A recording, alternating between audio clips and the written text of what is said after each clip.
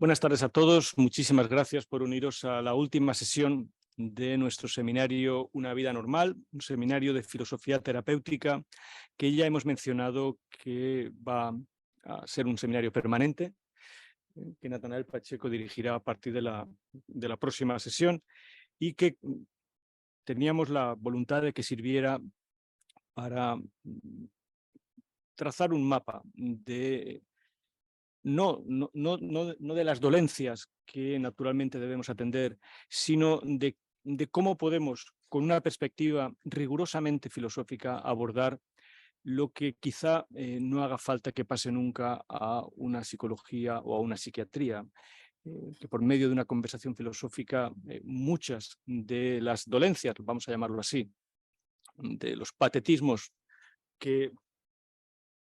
Perdón, que rodean a nuestra sociedad puedan contenerse e incluso curarse. Ese es el significado de la terapia original.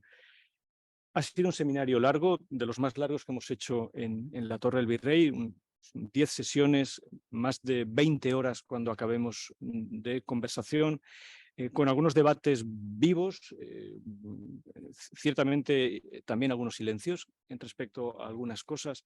Y en la sesión de hoy, si os parece bien a todos, la idea sería que los ponentes que están hoy aquí con nosotros, debo decir que es muy agradable poder ver las caras a muchos de vosotros e ir reencontrándonos poco a poco después de estos años de virtualidad, aunque me agrada que podamos estar conversando con personas que se encuentran, como nuestro amigo Juan Diego, a muchos kilómetros de aquí. Luego, esta combinación virtual y real tiene también su capacidad.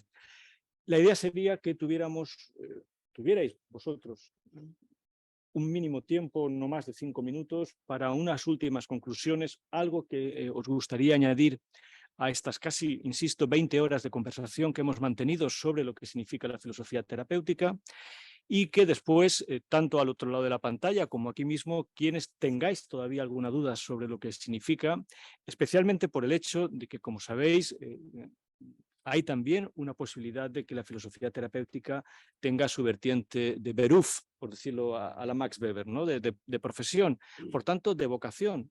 Y creo que esto implicaría que no quede esta tarde ninguna duda innecesaria que podamos solventar aquí. Para terminar, antes de ceder la palabra, me gustaría mencionar un volumen, un libro que ha salido hoy mismo, realmente está en circulación desde hace un par de días, de Pierre Hadot, que retoma una frase de Stanley Cavell, la filosofía como educación de los adultos. Esta mañana en nuestra clase de psicología hemos mantenido una conversación, hay algunos estudiantes aquí, sobre lo que significa ser adulto, que creo que es una de las clases más memorables que yo haya dado en mi vida. Y no sé si dado o recibido. Quiero decir que es una de las clases en las que más a gusto me he sentido como profesor. Simplemente tratando de llegar a una significación de lo que significa ser adulto. Y el otro volumen que invito a que Natanael tenga en cuenta para el próximo seminario es naturalmente un clásico, Filón de Alejandría, con su tratado sobre los terapeutas o sobre la vida contemplativa. He pasado un buen rato esta tarde entre cosas leyéndolo y creo que merece un seminario el año que viene. En esta idea de que nuestro rigor también es un rigor filológico, histórico, filosófico, y a veces leyendo a Filón de Alejandría uno entiende mejor las cosas que pasan a nuestro alrededor que leyendo el periódico de la mañana. La filosofía tiene esta virtualidad. En cualquier caso, vamos a empezar. Natanael, estabas... en primer lugar, tienes 5 minutos y una brevedad, que no es lo que te caracteriza, pero que nosotros vamos a tratar fácilmente. Pedirte que lo sea. Muchísimas gracias. Adelante. Bueno, buenas tardes. ¿Se me escucha bien? Sí, vale. Voy a ser breve, por una vez en la vida. Se me invita, como decía Descartes. Yo de este seminario, decir, como tanto desde el punto de vista del ponente como desde el punto de vista del asistente, debo decir que ha sido un seminario interesante, en un sentido amplio de la palabra interesante, no simplemente como un adjetivo vacío. Ha sido interesante porque hemos tocado una diversidad de temas a tener en cuenta. Hemos hecho un enfoque temático, se ha hablado de tutoría afectiva, por ejemplo, o de filosofía terapéutica, y también hemos tenido un enfoque histórico. Hemos visto, por ejemplo, la historia de la filosofía del arte de vivir, o, por ejemplo, como es en mi caso, hemos visto una aplicación concreta de un filósofo haciendo terapia, como es el caso de Descartes. Puesto que la ponencia está grabada y puede volver a verse, tampoco es mi intención incidir o reincidir sobre lo que se dijo en esa ponencia, pero después de este seminario, después de estas 20 horas en las que hemos estado conversando, pues como no podía ser de otra manera, pues a mí me quedan muchas preguntas. La primera, obviamente, es ¿qué narices significa filosofía terapéutica? Podríamos ser aquí aristotélicos y decir, bueno, pues filosofía terapéutica se dice de muchas maneras. Bueno, esto está muy bien y como a primera aproximación hemos de aceptarlo. Lo que haya sido la filosofía a lo largo de la historia parece ser, ha tenido diversas acepciones y las sigue teniendo, y lo que sea la terapia, incluso la terapia filosófica, pues sigue siendo algo variado, variopinto, y que, bueno, creo que la pregunta es pertinente, sobre todo si este es un seminario que tiene una pretensión, aunque sea la última, la primera o la última, la que sea, pero si tiene una pretensión de servir para una posible vocación, profesión, en lo que se referiría a ejercer una filosofía que tuviese un efecto terapéutico, pues nos lo hemos de preguntar. Y yo sinceramente creo que podría ser uno de los temas a tratar en esta mesa redonda, y que animo también a los asistentes a plantear eso, a ponernos un poco en aprietos y a obligarnos un poco a estrujar las neuronas y decir, bueno, ustedes han hablado de filosofía terapéutica, pero ¿qué es esto de filosofía terapéutica? Yo dejo la pregunta planteada, sé que me estoy tirando piedras sobre mi propio tejado, porque espero que alguien diga, bueno, ha planteado la pregunta, ¿no? Pero respóndala. Veré qué puedo hacer luego si me lo preguntáis en el turno de coloquio, de debate, discusión. Así que con esto yo lo dejo aquí y cedo la palabra. Intervención la más psicológica profesionalmente y creo que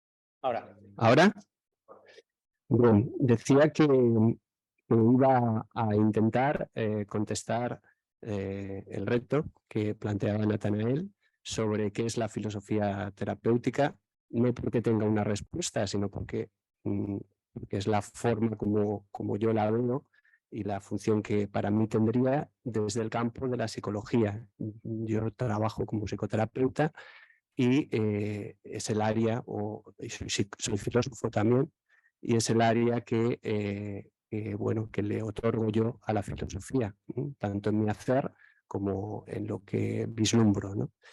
Y recojo algunas de las aportaciones que habéis hecho, ¿no? Por ejemplo, Juan Diego hablaba de que hay una sola filosofía, ¿no? Y el que ponerle apellido a la filosofía, ponerle apellido de terapéutica, entraría el riesgo de olvidarse del sustantivo, ¿no?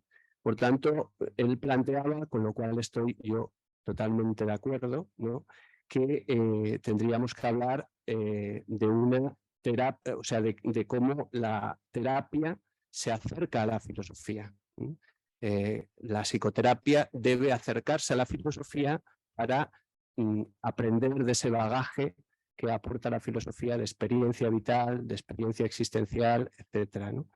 Y no que la filosofía intente hacer terapia o psicoterapia, que realmente son dos ámbitos distintos desde mi punto de vista, ¿no? El mismo Juan Diego hablaba de que la enfermería del alma sería la filosofía, ¿no? La filosofía sería aquello que nos abocaría a una vida normal, ¿no? Un poco retomando el título del seminario, ¿no? Natanael, por ejemplo, comentaba cómo la salud del alma es el conocimiento. Entonces, en la misma línea, ¿no? Es decir, acceder a una sociedad sana y a una vida sana supone el acceder al conocimiento y a la filosofía, ¿no?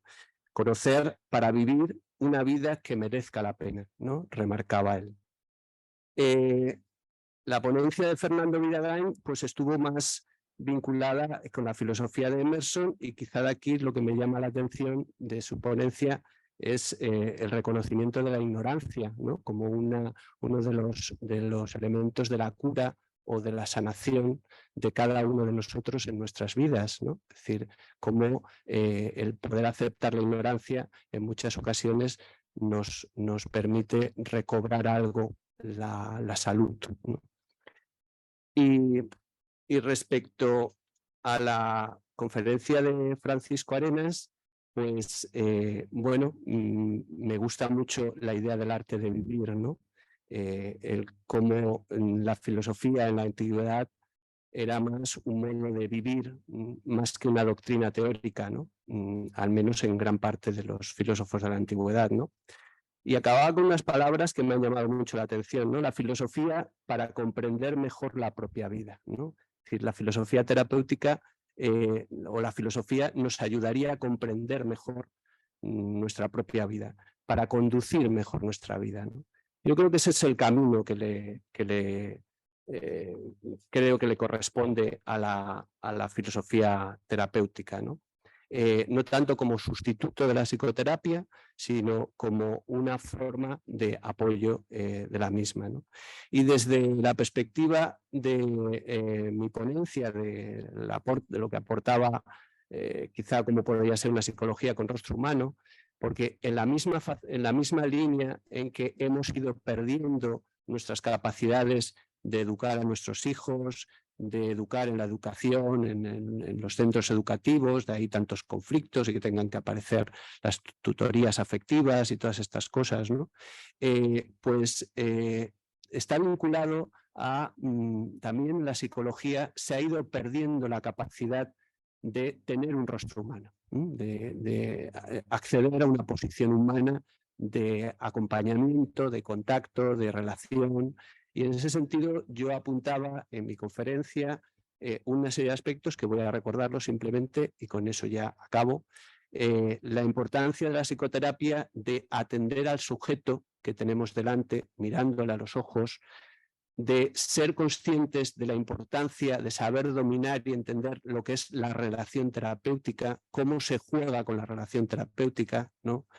De ser capaces de abordar no solo el problema clínico, sino también los problemas existenciales, emocionales y vitales que sufrimos todos los seres humanos, ¿no? De tener en cuenta que detrás, y no solamente hacer una clasificación psiquiátrica, una etiqueta psiquiátrica, sino ser capaz de ver el rostro humano que hay detrás de la persona que tenemos delante, ¿no?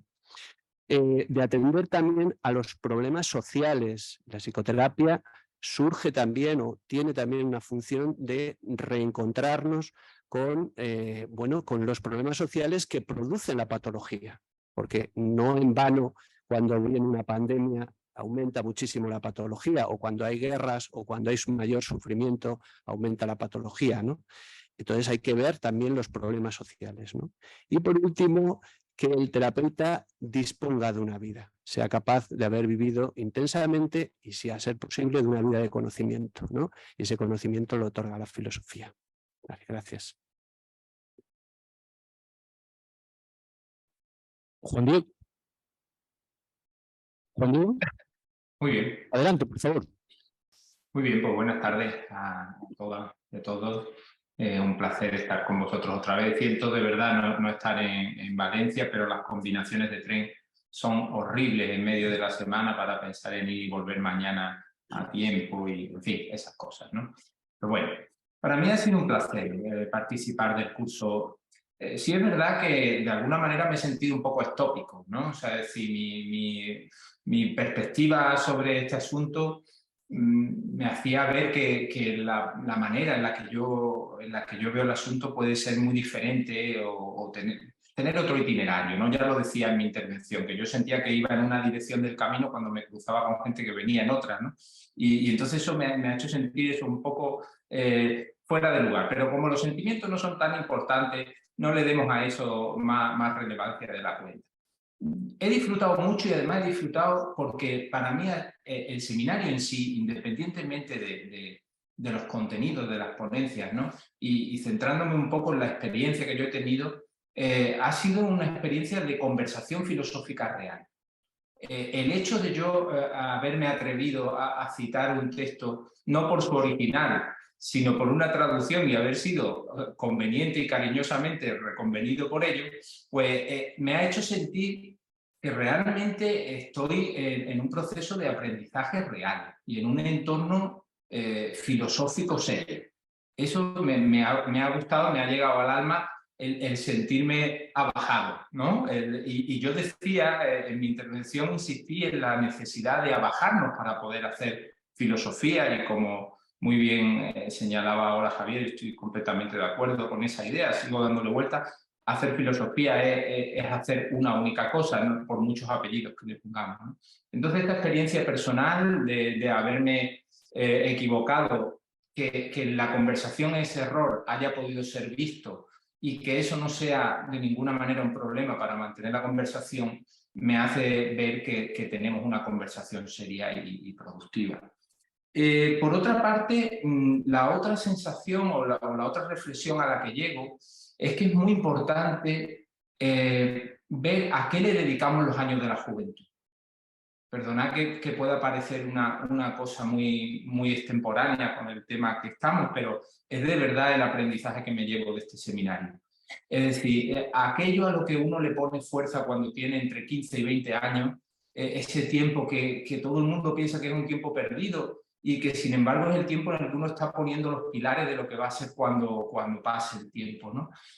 Quizá ahí es donde he visto la mayor luz, o digamos, el mayor regalo que nos ofrece esta orientación sobre filosofía terapéutica que de varios de vosotros venía de la experiencia en las aulas de educación secundaria.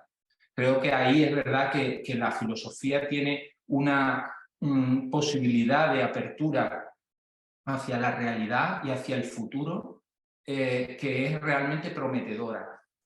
Ahora bien, sí tengo que decir que me quedo con la idea de que lo más importante que podemos hacer los profesores en cada uno de nuestros ámbitos, sea en la universidad, sea en educación secundaria o en primaria, es enseñar nuestra materia con la mayor seriedad posible. Porque haciendo eso vamos a generar espacios donde de verdad pueda haber una interlocución en eso que decía Antonio ahora, ¿no? En ese proceso de convertirme en adulto.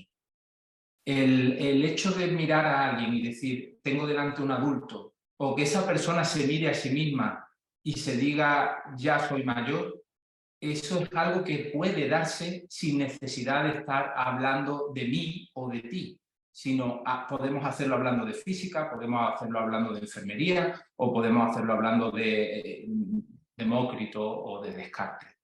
Entonces, en ese sentido, sí que quería dejar, por aquellos que no pudieran escuchar mi intervención en su momento, simplemente decir que los 3 pasos que proponía sigo pensando que son correctos y creo que son un buen resumen de algo que tenemos que hacer para que esa filosofía con la que queremos hacer terapia con el otro y con nosotros mismos tenga visos de una mínima seriedad.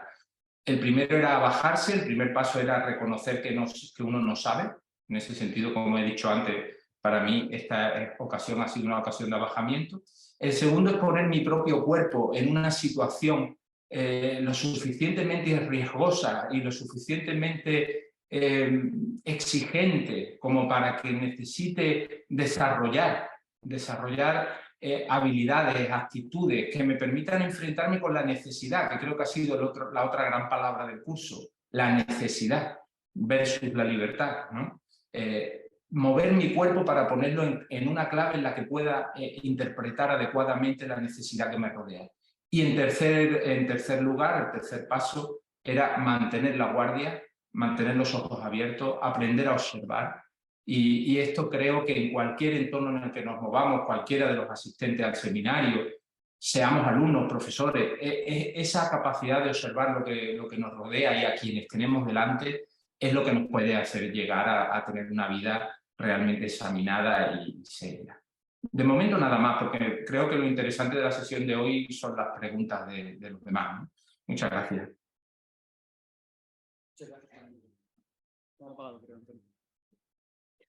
Juan Carlos,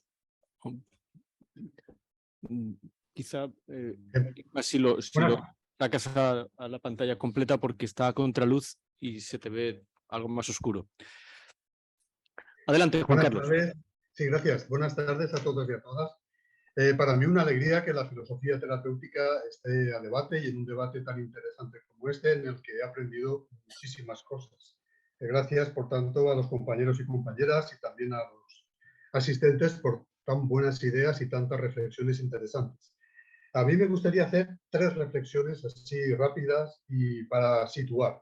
La primera de ellas es que la filosofía terapéutica no viene a sustituir a la psicología, como tampoco la psicología viene a sustituir a la psiquiatría.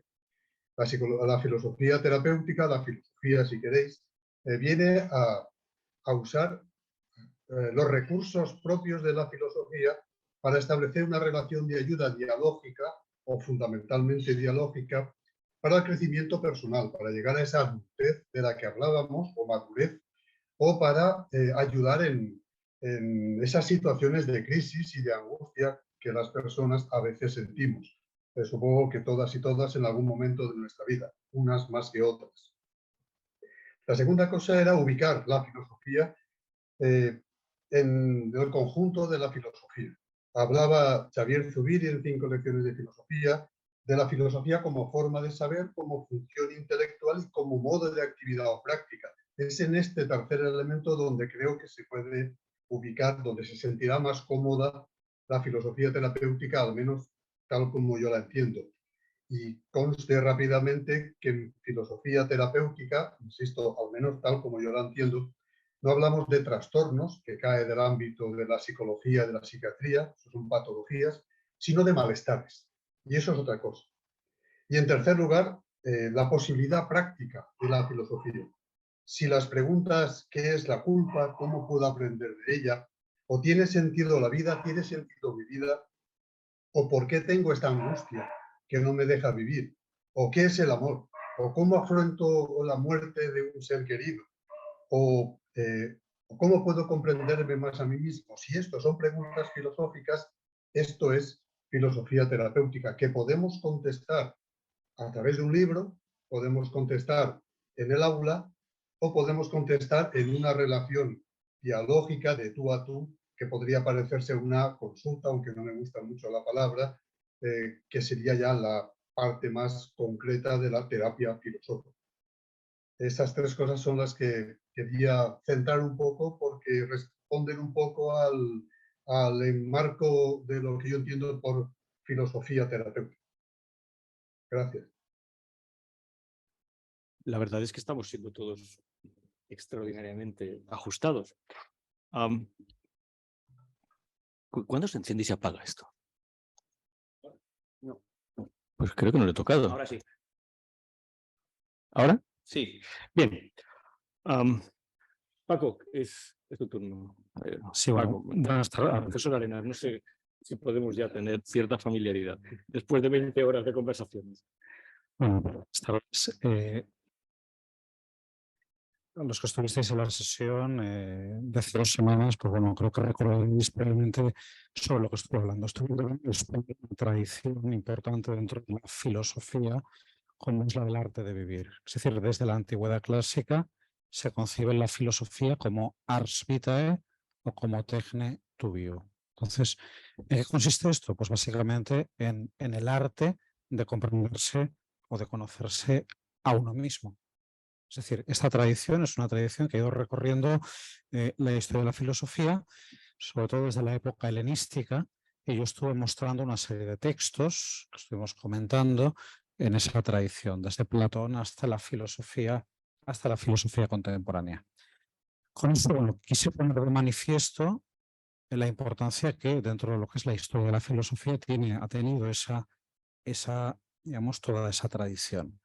Lo que quisiera preguntarme, plantearos en voz alta es hasta qué punto hoy en día, ¿no?, esta comprensión de la filosofía, especialmente de la filosofía antigua, nos puede servir a nosotros hoy para comprendernos mejor a nosotros mismos. Es decir, quisiera subrayar la importancia de la filosofía antigua para hacer ese trabajo de autocomprensión y plantear la pregunta de hasta qué punto esta lectura de los clásicos, este trabajo sobre estos autores que han trabajado sobre el arte de vivir, nos sirve a nosotros. Es decir, yo la filosofía terapéutica no la concibo como una autoayuda y quisiera incidir, si Juan Carlos ha incidido en el aspecto práctico, yo quisiera incidir más en el aspecto teórico o en el aspecto de reflexión, ¿no? Es decir, en el placer de la reflexión. La filosofía terapéutica tendría que conducirnos a cultivar ese placer por la reflexión, como decía, creo que era Madame du Châtelet en su discurso sobre la felicidad, hablaba en estos términos, ¿no? Es decir, ¿de qué manera podemos conectar el estudio de la filosofía con nuestra forma de vivir hoy? Porque esto además crea, fijaos, muchos conflictos también con nuestra forma de vida contemporánea. Es decir, de hecho, en nuestra sociedad contemporánea se han puesto de moda, se han reactualizado muchas tradiciones como el estoicismo, el epicureísmo, el escepticismo, en forma de el nuevo estoicismo, que lo veréis por ahí, el nuevo epicureísmo, el nuevo escepticismo, el nuevo platonismo, que tratan de ofrecer precisamente un tipo de prácticas, de píldoras filosóficas para que nos sintamos mejor como miembros de una sociedad consumista, ¿no? Es decir, que seamos resilientes, por ejemplo, siguiendo toda la tradición estoica y adaptando la tradición estoica a nuestros tiempos, ¿no? Es decir, la cultura popular está llena de manifestaciones, ¿no?, de adaptación del mundo helenístico, ¿no? Habréis visto seguramente todas y todos la película Gladiator, ¿no? Es decir, una película sobre el estoicismo y podríamos rastrear muchos elementos en nuestra cultura, ¿no? Creo que frente a determinadas formas descafeinadas de volver a los clásicos y de utilizarnos dentro del contexto de esta sociedad consumista, como digo, podemos también volver a los clásicos, reflexionar sobre los clásicos y reflexionar sobre qué es lo que nos pueden ofrecer en nuestro contexto contemporáneo, ¿no? Y bueno, simplemente quería plantear esa cuestión para la mesa y lo dejo aquí de momento. Cerca, quizás. Ahora sí. Yo es que chillo más que nadie, Antonio. Muy buenas tardes. Mi primera palabra es, como el otro día, de gratitud, porque he disfrutado muchísimo y me siento muy agradecido de que se me haya invitado a estar entre gente a la que respeto, a la que quiero y que creo que ha suscitado una discusión y un debate muy interesante, ¿no? Me gusta que quizá lo que más haya resultado de nuestro seminario, de nuestra discusión, haya sido que no tenemos claro exactamente qué es eso de filosofía terapéutica, ¿no? Y seguimos preguntándonoslo. Y me parece valioso, quizá porque una de las principales, si se me permite decirlo así, enfermedades o problemas del ser humano es quizá que tenemos demasiadas cosas demasiado claras. Emerson llamaba esto conformidad. Tendemos a creer demasiado en las cosas. Tiene una parte buena, nos hace creer que merece la pena vivir y eso seguramente está bien, pero tiene una parte mala que es que idolatramos casi cualquier cosa, nos conformamos con casi cualquier cosa. Una de esas cosas con las que nos conformamos seguramente o idolatramos, creo que es el principal problema o el primer problema al que responde la filosofía como articulación en la obra de Platón, es el problema de la tragedia. Esto podríamos probarlo, quiero decir, que es uno de los principales problemas del ser humano, ¿no? La creencia profunda en que la vida es trágica, haciendo una pregunta sencilla, ¿no? Planteando la posibilidad de o la pregunta de si os parece más seria una película cómica o una película trágica. La respuesta suele ser que es la trágica, ¿no? Y en este sentido creo que la terapia que puede ofrecer la filosofía, la terapia que ofrece la filosofía desde la obra de Platón, es precisamente combatir esta creencia o desmantelar o desarticular esta creencia y demostrarle que no es más que, en última instancia, que una creencia.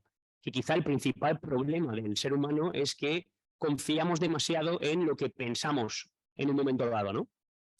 A este respecto, lo que como terapia, en este sentido, plantearía Emerson, es precisamente lo que llamamos, bueno, el término original en inglés es self-reliance, es decir, la dependencia, tradujo magistralmente nuestro amigo Rick, tengo que hacer otra vez mención a esa traducción del libro de Cabell porque es maravillosa. Self-reliance la tradujo Rick por dependencia de uno mismo y creo que es acertado hasta cierto punto porque mantiene cierta ambivalencia, pero mi intervención giró alrededor de la posible traducción de self-reliance por dependencia del sí mismo, en la medida en que creo que lo que propone Emerson en nombre de la filosofía es que de lo que hemos de depender es de aquello que es siempre igual a sí mismo, es decir, de la verdad. En este sentido, si podemos entender que la verdad socrática es el reconocimiento de la propia ignorancia, como muy bien ha recogido Javier, eso nos haría ver que la tragedia no es la verdad, sino una cosa más, ¿no? Que la verdad, quizá con mayúsculas, es ese reconocimiento de nuestra propia ignorancia y eso desmantelaría el intento de cualquier otra creencia de establecerse como verdad. Si tenemos esa verdad, lo demás son opiniones, mejores y peores, y seguramente la tarea de un estudiante serio consistiría en ver cuáles son mejores para basar nuestra vida en ellas, pero es importante, creo, que, tener en cuenta que quizá la terapia más importante de la filosofía es la de ayudarnos a conocernos a nosotros mismos mediante el conocimiento de lo que no somos. Es decir, si la mayor verdad a la que podemos acceder es esa, es el reconocimiento de nuestra ignorancia, lo demás serán más o menos opiniones. La tragedia, en la actualidad, entiendo que tendría un nombre bastante claro, ¿no? Que podría ser quizá, no sé si ansiedad o depresión, o en el fondo la consideración de que la vida no merece la pena en algún sentido, ¿no? Creo que la filosofía puede ayudarnos a entender que esto puede ser no la última palabra de la vida, sino algo razonablemente pasajero. Más o menos difícil, está claro, pero en última instancia no real, no es más real la tragedia que la comedia. Esto es lo que creo que puede ofrecernos la filosofía y simplemente me gustaría terminar con otra palabra de gratitud. Gracias. Este micrófono no suena tanto. Es que yo chillo más. Bien, hemos sido disciplinados, tenemos un turno de intervención para vosotros y para nosotros. Sabemos conversar, podemos interrumpirnos sin necesidad de ser demasiado corteses, no hay que pedir la palabra ni firmar una instancia. Quiero decir que todo el mundo puede empezar a hablar de la manera más sensata posible. No sé si hay alguna mano levantada.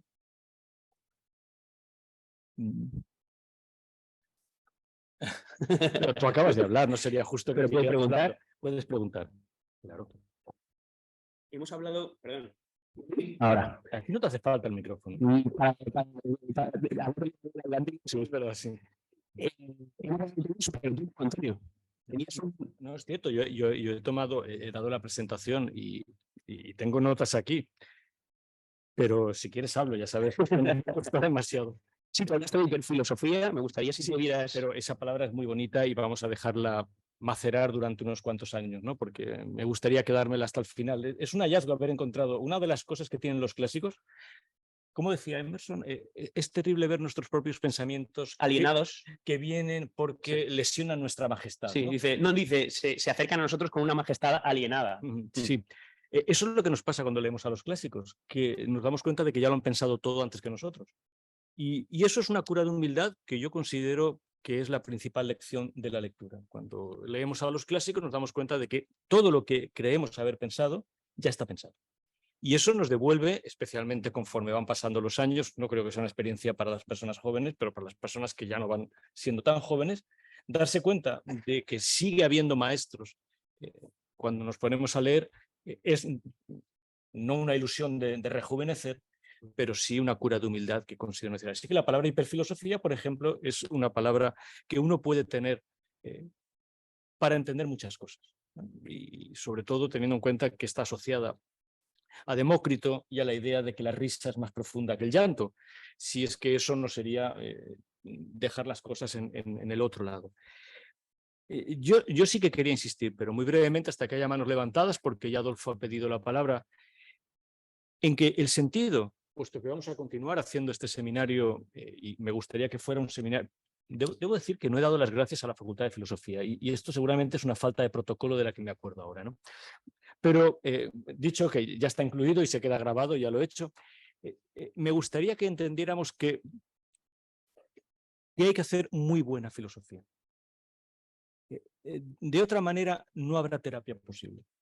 El trabajo filosófico, hay algunas personas aquí, muchas personas esta tarde aquí con nosotros y también al otro lado, que van a dedicar muchas horas de su vida, de soledad, de esfuerzo, a la filosofía. Muchos de ellos con una perspectiva profesional, quieren ganarse la vida con la filosofía. Y esto es de una nobleza extraordinaria, pero hay que hacer muy bien la filosofía. Y hacer muy bien la filosofía, incluye mucho trabajo preparatorio. También hay una tradición clásica para esto. Todos los trabajos propedéuticos, todas las exhortaciones incluso a la filosofía son trabajos preparatorios, hasta el punto de que sin hacer bien ese trabajo preparatorio no estoy seguro de que podamos hacer ninguna clase de terapia. Incluye, hacer bien una filología, incluye hacer bien una historia, incluye hacer bien una retórica. El trabajo filosófico es un trabajo muy exigente. En la carta séptima Platón lo dice con una claridad asombrosa.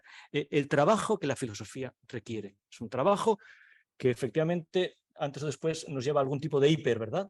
Hay una hiperfilosofía que seguramente es la que yo he hecho en falta. No solamente cuando vamos a hacer terapia, sino que es lo que en el fondo motivó este curso.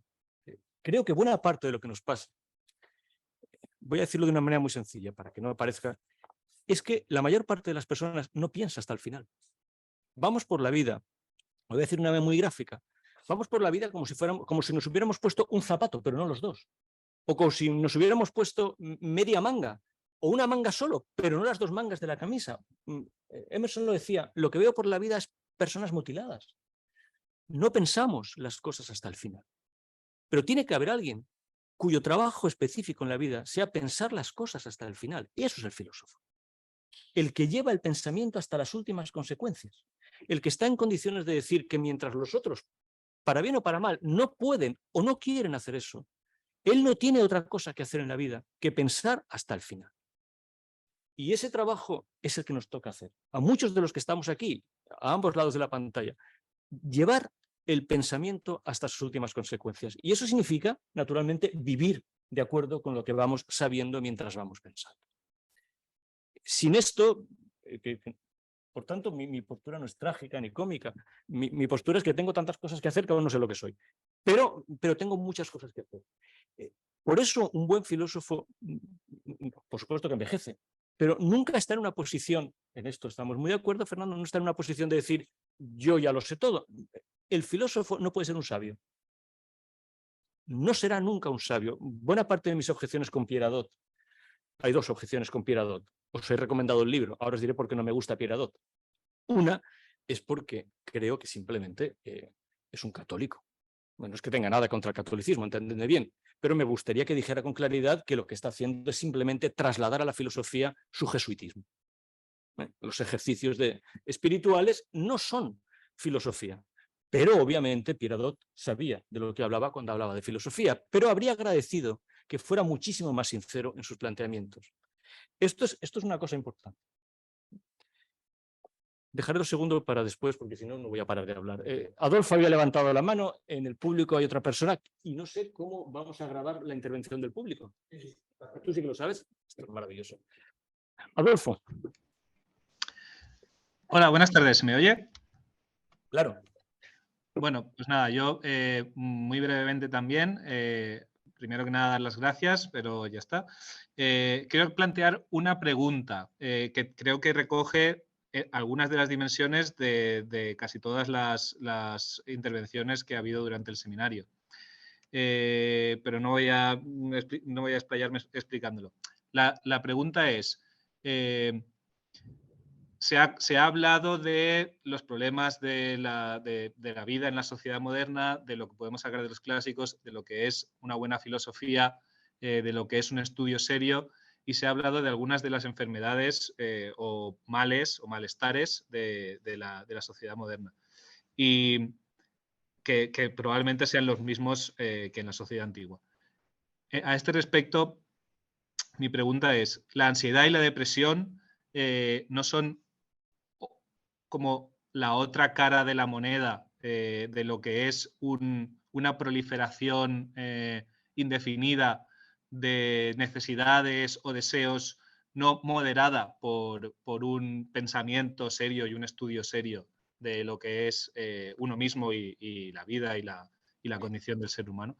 Lo que quiero decir es, el resultado terapéutico de la filosofía no estaría estrechamente ligado a reconocer que el deseo o la necesidad no son propios, sino que vienen de fuera y de lo que se trata es de examinarlos. Es una pregunta que se puede contestar desde muchos puntos de vista o a lo mejor no es interesante y no pasa nada. Yo solo quería plantearla. Muchas gracias. ¿Alguno de vosotros quiere contestar antes de que sigamos conversando? Si quieres te doy yo. Sí, a ver. Sí, a ver, no sé si va a dirigir la pregunta, pero bueno, un poco por retomar lo que estabas diciendo, que me parece muy interesante. Ha habido, bueno, y de hecho, quizás Xavier a lo mejor podría entrar un poco en esto. Por ejemplo, está pasando en Eric Fromm, ¿no? En arte de amar, arte de tener, arte de ser. Es decir, un poco las patologías de nuestra sociedad contemporánea.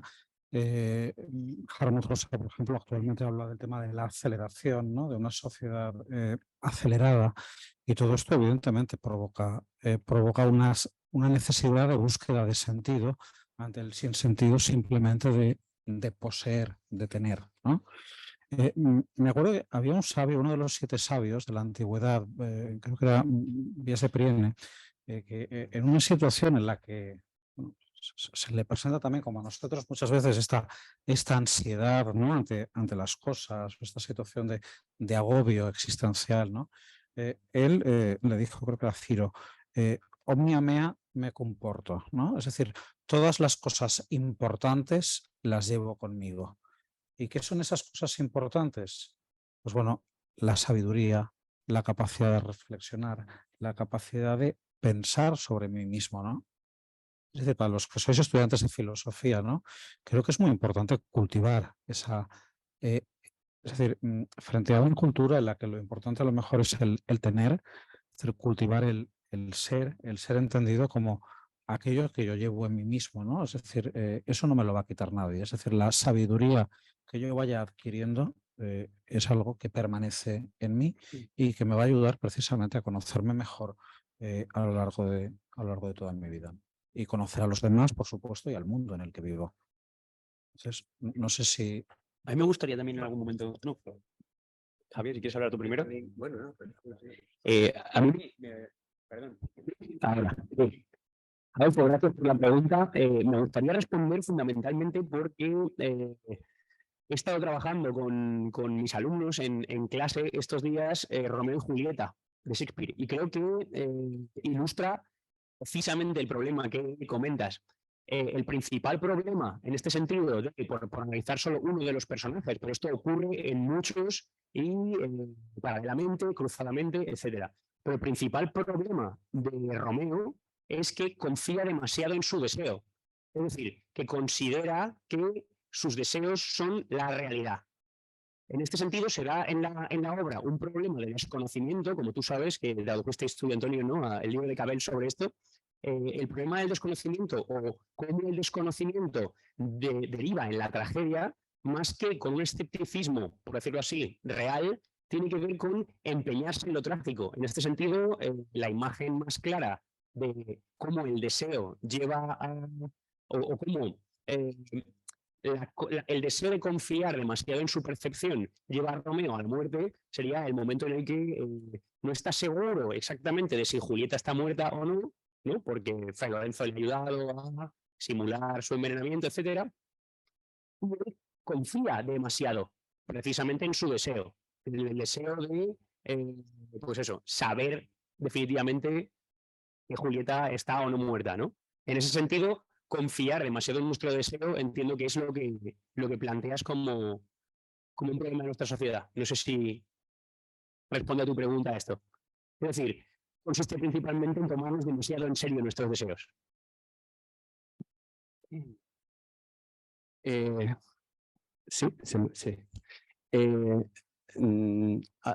Gracias, Adolfo, por la pregunta y quería puntualizar algunas de las cosas, además de lo que han dicho los compañeros de mesa, desde el terreno de la psicología. Mira, en estas serie de conferencias, Nathanael, cuando hablaba de Descartes, haciendo la función de psicoterapeuta de Elizabeth, de la princesa Elizabeth, hablaba de las patologías que barajaba.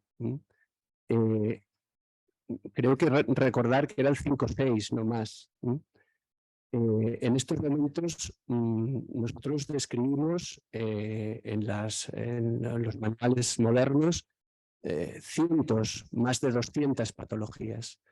Y además, una cosa que hemos observado también en los últimos años es que la descripción de una nueva patología implicaba no la deceleración del crecimiento de esa patología, sino la multiplicación en pocos años.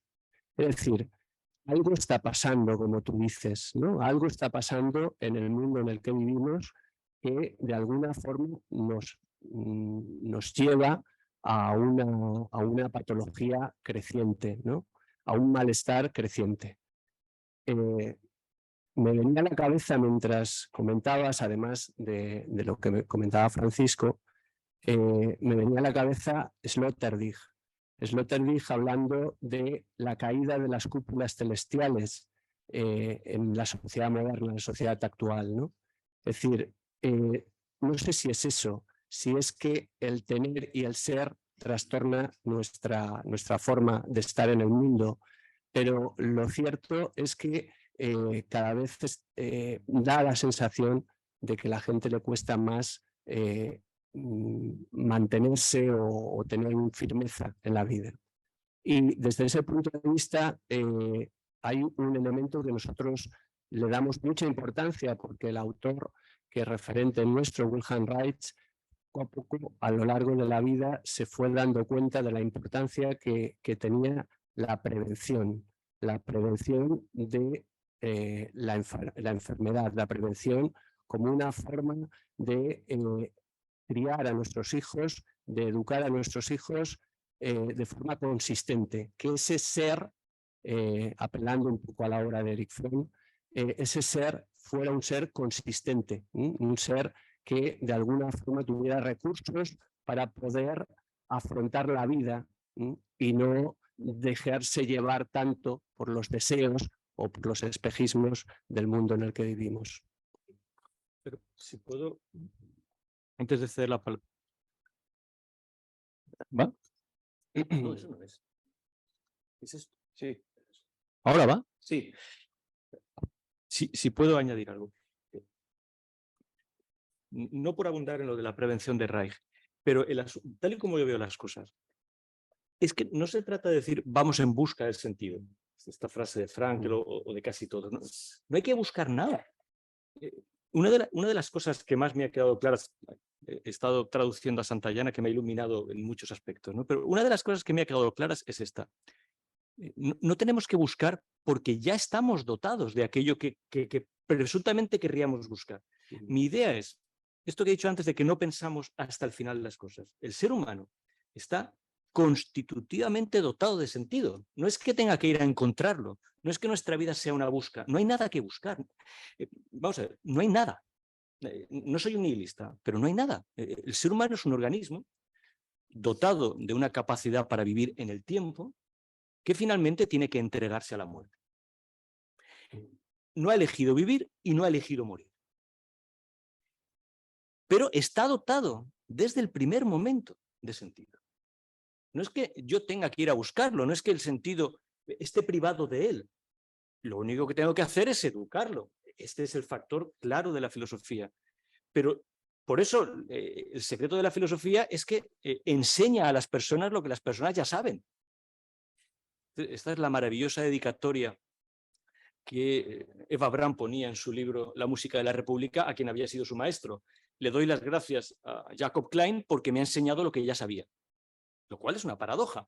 Pero ¿cómo no saberlo? Pues este es el nudo del mito de la anamnesis en el Menón de Platón y en general en los diálogos. Nosotros no tenemos que ir a buscar nada. No hay nada que buscar. Quiero decir, no nos hagamos ilusiones. La filosofía trabaja desilusionando permanentemente al ser humano. No nos hagamos ilusiones. No es que vayamos a encontrar algo después de un camino donde está esperándonos el Santo Grial. Todo esto es una paparchada. Ya estamos dotados desde el principio. Lo único que tenemos que hacer es comprender que esa inmensa dotación espiritual, y digo espiritual porque a Santayana le fascinaba, y a mí también, porque espíritu significa viento. O sea, nada. Eso ya lo tenemos. De lo único que se trata es de usarlo, como usamos las manos, como usamos los pies, como usamos cualquier otra cosa que tenemos. Pero no con la esperanza de... mi padre era maratoniano, ahora que el domingo es el maratón de Valencia, ¿no? Y una de las discusiones que yo tenía con él es, bueno, pero ¿a dónde vas corriendo? Y me lo decía una vez, no voy a ninguna parte, corro por correr, porque tengo piernas. Pero no voy a ninguna parte, no hay una meta para el buen corredor, no hay una meta. Correría hasta que me cansara. Y es lo que hacía, ¿no? Mi padre practicaba los sábados, algo que deberíamos aplicar en filosofía. Los sábados mi padre hacía el largo con sus amigos. Formaban un grupo que se autodenominó el Grupo Salvaje. Podéis hacer, quienes hayáis visto la película de Peckinpah, ¿qué hacían? Correr como animales, cruzando el Turia, subiéndose a la Calderona, bajando por barrancos. Eso era apto solo para los buenos corredores. Me gusta mucho pensar que mi padre era siempre el mayor del grupo y que los más jovencitos no le podían. Esto es algo que quiero practicar yo en la torre, a ver si me cogen, ¿no? Pero, bromas aparte, no vamos a ninguna parte. Muy importante decir esto, no vamos en busca de sentido. Ya lo tenemos. Solo se trata de usarlo. Como el niño va usando paulatinamente las manos conforme le van creciendo los deditos y puede coger cada vez más cosas o puede empezar a caminar cuando le sostiene el fémur. Pero no vamos a ninguna parte. Es muy conveniente pensar que si no, deberíamos, en lugar de dedicarnos a la filosofía, reconocer abiertamente el cristianismo y decir, vamos hacia alguna parte, al reino de Dios, a donde haga falta. Pero no vamos a ninguna parte, es muy importante, porque si no, estamos cultivando una ilusión que es ponzoñosa, que es envenenadora, estamos engañando. Nosotros, que lo que queríamos era curar, estamos engañando a las personas. De lo que se trata es de vivir, de correr mientras corro, de vivir mientras vivo, pero usando eso que ya tengo. Una de las cosas que tenemos, no que tenemos que encontrar, no es que nos espere al final de un peregrinaje. Una de las cosas que tenemos es la inteligencia. No sabemos por qué. Santayana repite muchas veces. El espíritu exige una explicación porque es incomprensible. ¿De qué le sirve al ser humano saber que se tiene que morir y no morirse? Es contraintuitivo biológicamente. Y sin embargo, con eso es con lo que hemos de contar. No es que con eso vayamos a descubrir otra cosa. Ese es el descubrimiento. Eso es la vida. Eso es la vida humana. Por tanto, ¿cuál es la vida más humana de todas?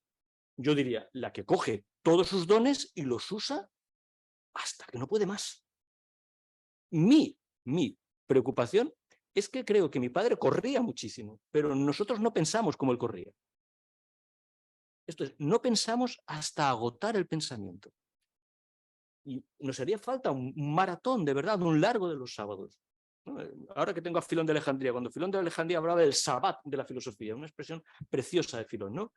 Esto. Pero no nos engañemos, Javier, no es que tengamos que ir en busca del sentido, no es que tengamos que empezar a pensar, no hay nada detrás. Por lo menos ya lo tenemos, ya somos eso que estamos diciendo que vamos a ser, no, ya lo somos. Sí, disculpa, yo creo no haber dicho que vamos en busca del sentido. No he mencionado esas palabras.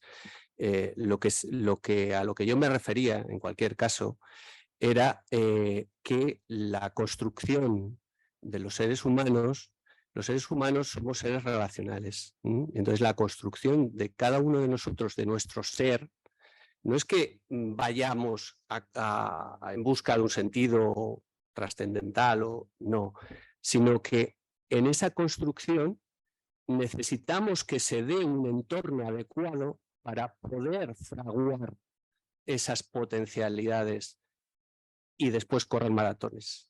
Es decir, en estos momentos sabemos que la interacción de la madre con el bebé en los primeros meses de vida despierta una serie de capacidades mentales y genera una serie de posibilidades a nivel relacional que si esa interacción no se ha dado, después es muy difícil, no es imposible, porque no hay nada imposible, pero es mucho más difícil para esa persona el poderlas desarrollar. Esto en la actualidad... Pero, Javier, perdona interrumpa. No sabemos si Mozart tomó el pecho de su madre. No sabemos si Shakespeare tomó el pecho de su madre. Lo que quiero decir, esto no es una butada, lo que quiero decir es, el tiempo humano es de una brevedad tan abrumadora. Es decir, el tiempo humano, el tiempo que podemos contar como humano, ¿cuánto tiempo podemos contar como humano? No podemos remontarnos mucho, es muy poco tiempo. Y es un tiempo humano, no biológico. Acordaos del título de Blumenberg, ese libro fascinante, ¿no? El tiempo del mundo y el tiempo de la vida. El tiempo de la vida es de una brevedad que te hace encogerte, ¿no? Encoge el corazón pensar el poco tiempo que el ser humano tiene. En ese poco tiempo que el ser humano tiene, no ha habido una sola mutación biológica. Es decir, somos exactamente los mismos seres humanos en ese tiempo humano, porque no ha habido tiempo para una mutación biológica tan significativa que nos haga pensar lo siguiente, que es a dónde voy. Sea cual sea el entorno, el monto de inteligencia humana ya está disponible. Es una de las razones por las cuales no he sido nunca un hombre de izquierdas o marxista, porque no creo que el entorno social sea tan determinante, porque el tiempo humano ha sido tan breve que ya estamos dotados de toda la inteligencia que humanamente podemos tener. Dentro de varios millones de años, si es que el ser humano existe todavía o existe en la Tierra, quizá haya que cambiar este planteamiento. Pero en estos momentos, sea cual sea el entorno, la disponibilidad intelectual del ser humano está completa. No hay entorno que pueda contra una inteligencia en marcha. Esta es mi tesis. Eso sí, hay entornos que pueden contra inteligencias que no se ponen en marcha, claro.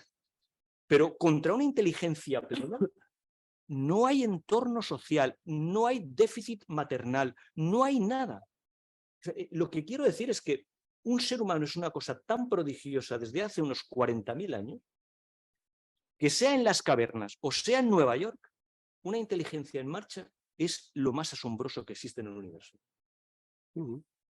Y por eso mi idea es esta. Vamos a utilizar esa inteligencia hasta el último. Cuando Amparo pregunta, ¿el filósofo lo es por necesidad? El ser humano solo lo es por necesidad. La libertad es una ilusión. Es una ilusión. El ser humano no es libre. No pasa nada porque reconozcamos que cuanto más nos despojemos de ilusiones, mejores seres humanos. Los seres humanos obedecen a la necesidad, como cualquier otro organismo. ¿O es que pensamos que somos ángeles tocados por una varita? Somos seres dotados de algo completamente incomprensible todavía. Yo agradecería que alguno de vosotros se dedicara a la neurología y explicara por qué el ser humano tiene una inteligencia contrabiológica. Porque no sé todavía por qué hemos de saber que nos tenemos que morir. Y no morirnos. Quiero decir que si yo sé que me voy a morir, me muero inmediatamente, bueno, pues ahí se acaba todo, es lo que le pasa a los animales. Pero yo tengo que vivir toda mi vida con ese contrafáctico brutal que es saber que me voy a morir. ¿Dónde está mi libertad? Si sé que me tengo que morir. ¿Cuál es la libertad de un ser mortal? Ninguna. Ahora, ¿eso impide que yo viva una vida plena? No. ¿Por qué? Porque estoy dotado de una cosa que se llama la inteligencia, el espíritu, como lo queramos llamar, que es asombroso. Y que yo creo que lo es desde hace unos 30 o 40.000 o 50.000 años, pero seguramente no mucho más. No mucho más. ¿Ha habido mutaciones biológicas en ese terreno? No, pero bueno, no sé las que habrá habido, pero lo que sí que ha habido en los últimos años han sido muchas mutaciones psicosociales Pero cuando dices que han transformado la vida de cuando los dices en seres los últimos humanos. años, corremos el riesgo, perdón porque vi una mano levantada de un muchacho al que conocí esta tarde, Ángel, pero no te vas a ir sin preguntar. Pero cuando dices en los últimos años, cometemos la gran falacia histórica. ¿Cuándo no? A nosotros Nueva York o la Ciudad de México nos pueden parecer extremadamente populosas. ¿Pero qué tenía que parecerle a un campesino de la Tracia Atenas? Cuando leo el libro de Paco sobre Solón de Atenas, caramba, Atenas me parece de una sofisticación que digo, no sé qué ha añadido Nueva York a esto. ¿Más luces de neón? ¿Más tráfico? Pero es una proporción demográfica. ¿Qué le parecería a un tracio Atenas? Pues de una sofisticación abrumadora, ¿no? Por ponerte un ejemplo, cuando decimos antes, yo creo que el único cambio real es la demografía. Es la cantidad de seres humanos que hay por metro cuadrado. Este es el único cambio real porque obliga a una recomposición del lugar seria. Si en lugar de 20 somos 20.000, obviamente hay una presión mayor. Pero cuando uno tiene 20 y no cuenta con más, esa presión se ejerce, todos los grupos ejercen. Lo que quiero transmitir es que creo que mi visión es mucho más alegre que las otras. No veo ninguna alegría en la libertad. Ninguna, porque es una ilusión, por tanto es una mentira. Pero veo una alegría maravillosa en decir, bueno, es que estoy vivo. En estos momentos estoy vivo. Puedo caer fulminado en cualquier momento, pero estoy vivo. Y si estoy vivo, puedo mover las manos, los dedos, los pies y sobre todo puedo hacer uso del don más asombroso que tengo. Si fuera un tigre, pues a lo mejor tigrearía más. Pero como soy un ser humano, lo que puedo hacer es ser más inteligente de lo que soy. De lo que me permito. Es decir, yo creo que no soy lo suficientemente inteligente, aunque lo soy. No lo practico lo suficiente. Podría hacer más. Y eso, si lo pusiera en marcha, ningún entorno social ni natural lo podría detener. Porque si no, el ser humano se habría muerto, habría desaparecido probablemente hace 120.000 años, no habría podido con el entorno. ¿Es posible que pensemos, Javier, estás tratando de sugerir que nuestro entorno es más hostil que el que tenía un tipo cuando se puso de pie en la selva y salió a la sabana? No, estoy simplemente tratando de decir que nuestro entorno crea más patología.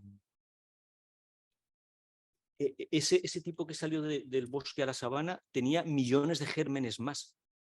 Era infinitamente más frágil y vulnerable. Moría en masa. Nosotros vivimos más tiempo y tenemos más tiempo libre.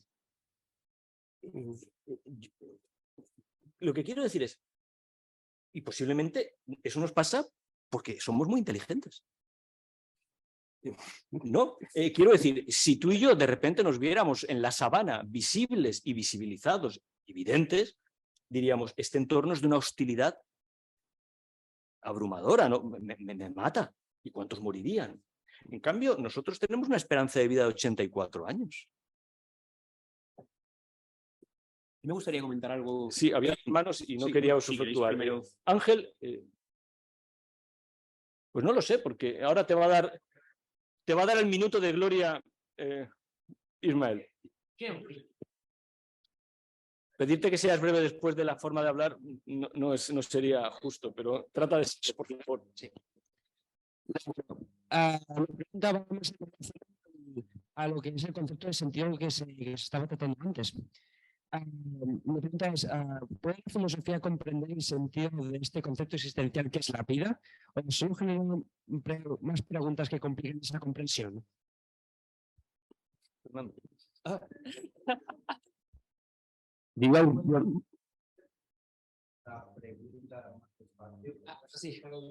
Sí, perdona, que hablo demasiado rápido.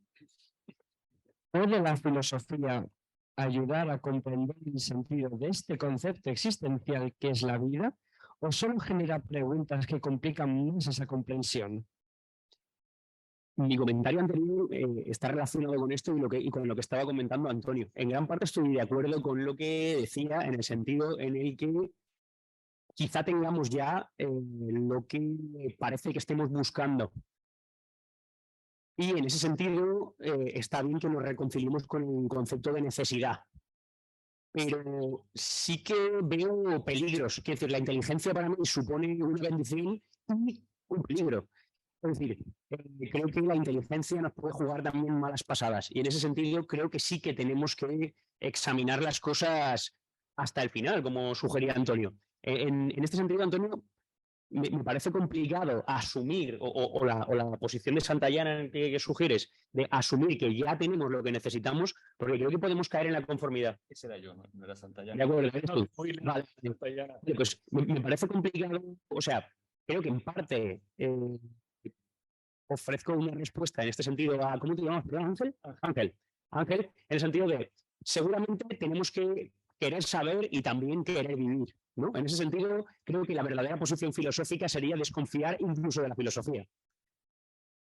Sí que creo que la filosofía tiene una buena utilidad contra las ilusiones que también puede generar la necesidad que es necesario poner en marcha. Quiero decir, es cierto que seguramente la libertad que se presenta en un anuncio de maquinillas de afeitar puede ser peligroso y puede ser una ilusión.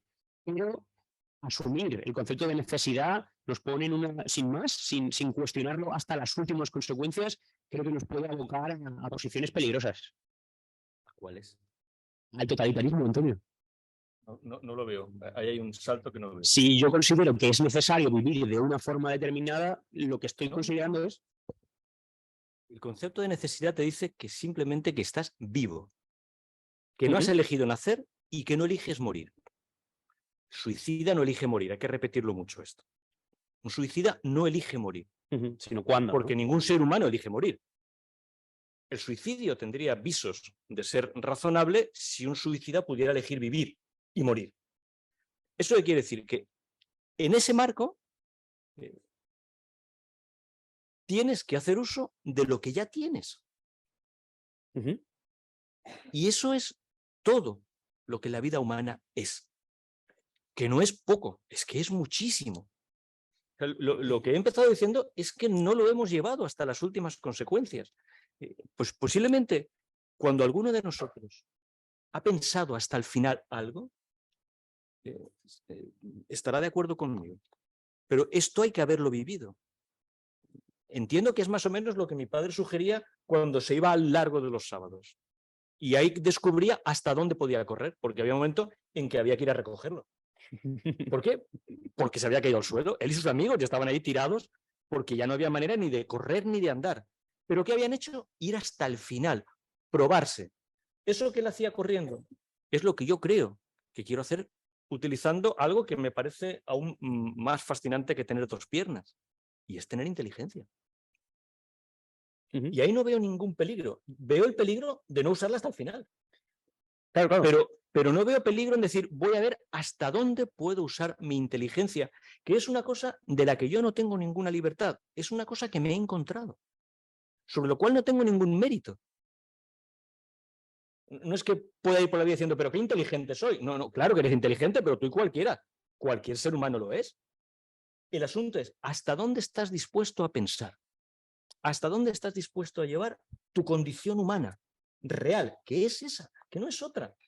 Porque en todo lo demás, nuestra animalidad es flagrantemente igual que las otras. Pero nosotros disponemos de algo que creo que no hemos usado hasta las últimas consecuencias. Yo ahí no veo ningún peligro. Por eso, Ángel, la filosofía no confunde a nadie. El problema, cuando es una experiencia muy propia de los profesores, cuando un alumno te dice, me estás liando, hay que decirle, no, tú estabas liado. Lo que ocurre es que la filosofía va a empezar a desliarte y ya sabes lo que ocurre cuando intentamos desatar un nudo de zapatos que está muy fuerte, ¿verdad? Nos da la sensación de que cuanto más lo manejamos, peor, ¿verdad? Pero ¿qué ocurre cuando de repente soltamos el lazo? ¿Acusamos a las manos de haber liado? No, hemos desatado el lazo. Pero al principio nos da la sensación de que lo estamos empeorando, ¿no? Esa sensación es primeriza, es la que tiene un estudiante cuando llega al profesor de filosofía y se pone a hablar y se da cuenta de que le está liando. No, no. De lo que se tiene que dar cuenta es de lo liado que estaba. El profesor está desatando el nudo. Y Antonio, en este sentido, ¿esto no es una liberación? ¿Una qué? Una liberación. Sí, el Frente de Liberación Nacional de Palestina, ¿no? Como Yo no he dicho eso. Frente Judaico Popular, perdón. Por una Pero no hay una liberación en el hecho de que ese chaval se dé cuenta del lío que tenía y no le ayudes a deshacerlo. No, porque lo necesario es que el nudo esté a nuestra disposición, que lo atemos y lo desatemos, no que sea un engorro.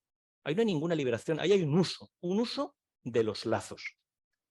Pero no hay ninguna libertad, un uso. Es que es más feliz un ser humano cuando se da cuenta de que no es libre.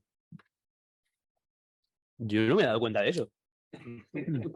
Tal vez no seas feliz. Perdonad, porque hay una mano levantada de Juan Diego. Quería decir algo más, Ángel, creo. Perdón, un instante, Juan Diego, pero tienes que decirlo con el micrófono, porque si no, no se queda grabado y entonces la gente se preguntará, ¿y quién era ese muchacho que hablaba de una manera tan inteligente en el seminario?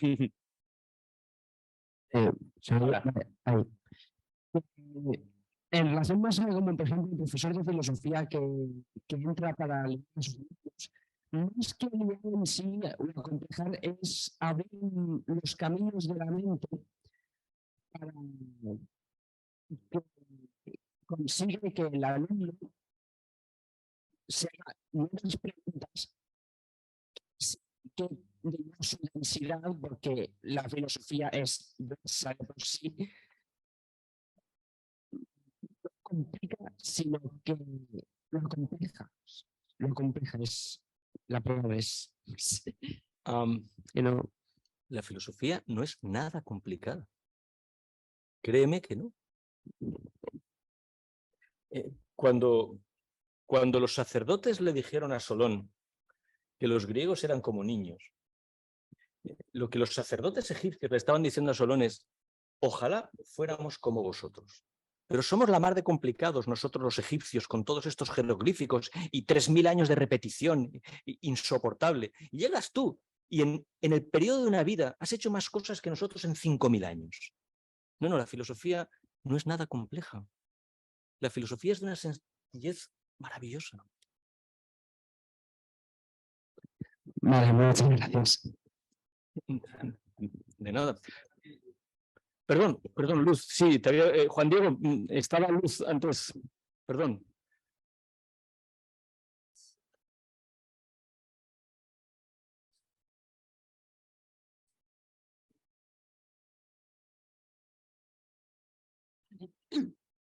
Bueno, yo quería plantearos una duda que me ha surgido desde el principio del seminario y que yo creo que la apuntaba Juan Diego también. Sí, es que ¿no?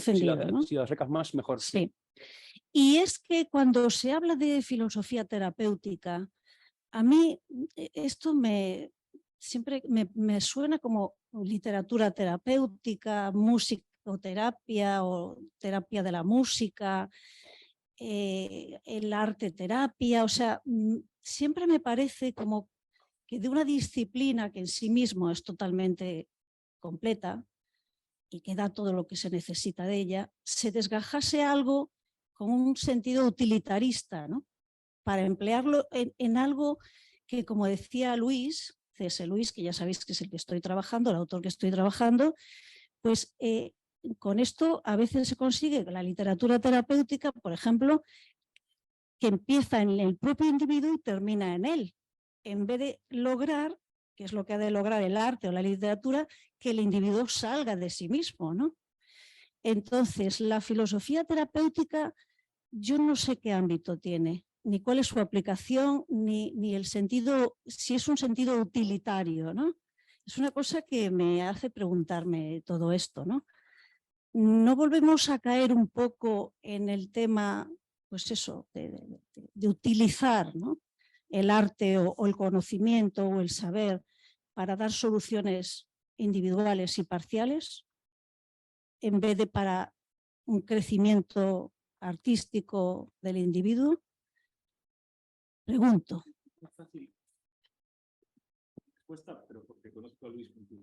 Cuando C.S. Luis, el autor de las Crónicas de Narnia, y que nos entrenamos y de muchas, Cuando Luis dice que la literatura cura la herida de la individualidad, esta es una frase literal de Luis, ¿qué está haciendo? ¿Qué está diciendo que hace la literatura? Curar. Cura la herida de la individualidad. Bueno, ¿eso es ser utilitarista en la literatura? No, pero lo hice en un sentido muy diferente al de utilizar algo como una terapia. Claro, lo que hace Luis es decir, no necesito decir literatura terapéutica. Claro, la literatura ya es en sí misma, ya lo es. La filosofía, exacto, pero la filosofía ya lo es en sí misma, la música lo es. Entonces, el decir filosofía terapéutica, ahí estás añadiendo, como decía Juan Diego, ese adjetivo que parece que desgaje la filosofía en algo que tú vas a utilizar, no sé con qué sentido, pues eso, supongo que en un sentido curativo. Entonces, si ya es curativo en sí mismo, ¿qué necesidad hay de decir, es la pregunta o la duda que yo tengo, filosofía terapéutica o música terapéutica o arte terapéutico? Porque los filósofos tienen que reconocer las circunstancias. Y filosofía terapéutica es un término que puede resultar, en el mejor sentido de la palabra, útil en algunos momentos. Y, por tanto, no es malo el que enfaticemos. Es un énfasis. A mi modo de ver, filosofía terapéutica es una redundancia. La filosofía, entre otras cosas, cura. O si quieres, desacompleja, tiene un efecto inmediato. Ahora, presentar el sintagma filosofía terapéutica hace frente a una circunstancia que yo creo que es una ilusión. Creo que una de las ilusiones de nuestro tiempo es que estamos todos enfermos, ni de lejos, pero parece que debamos estar melancólicos o depresivos, parece que esto es el tema de los tiempos. Creo que es una ilusión. Bueno, quizá decir filosofía terapéutica sea una manera de plantarnos en medio del debate. Una de las palabras que ha utilizado Natanael al principio era interesante. ¿Por qué el curso de filosofía terapéutica es interesante? Porque en latín interés significa meternos en medio del ser. Inter esse, meternos en medio. Y al filósofo le va. No sé si mis amigos filólogos tienen algo que objetar a esta etimología que me acabo de inventar, pero debe de ser algo muy parecido. Lo que quiero decir es que es una manera de zambullirse en el debate. Y no creo que esté mal. Recordando naturalmente que no es una cosa que los filósofos estén haciendo ahora. Lo están haciendo desde el primer momento. Mira. Y gracias por tu... A mí me gustaría preguntar muy brevemente una cosa al respecto y es que creo que hay... Perdona, Fernando, perdona, con todo el cariño, pero me va tocando. Y quiero yo también intervenir en ese sentido. Ahora después te cedo la palabra.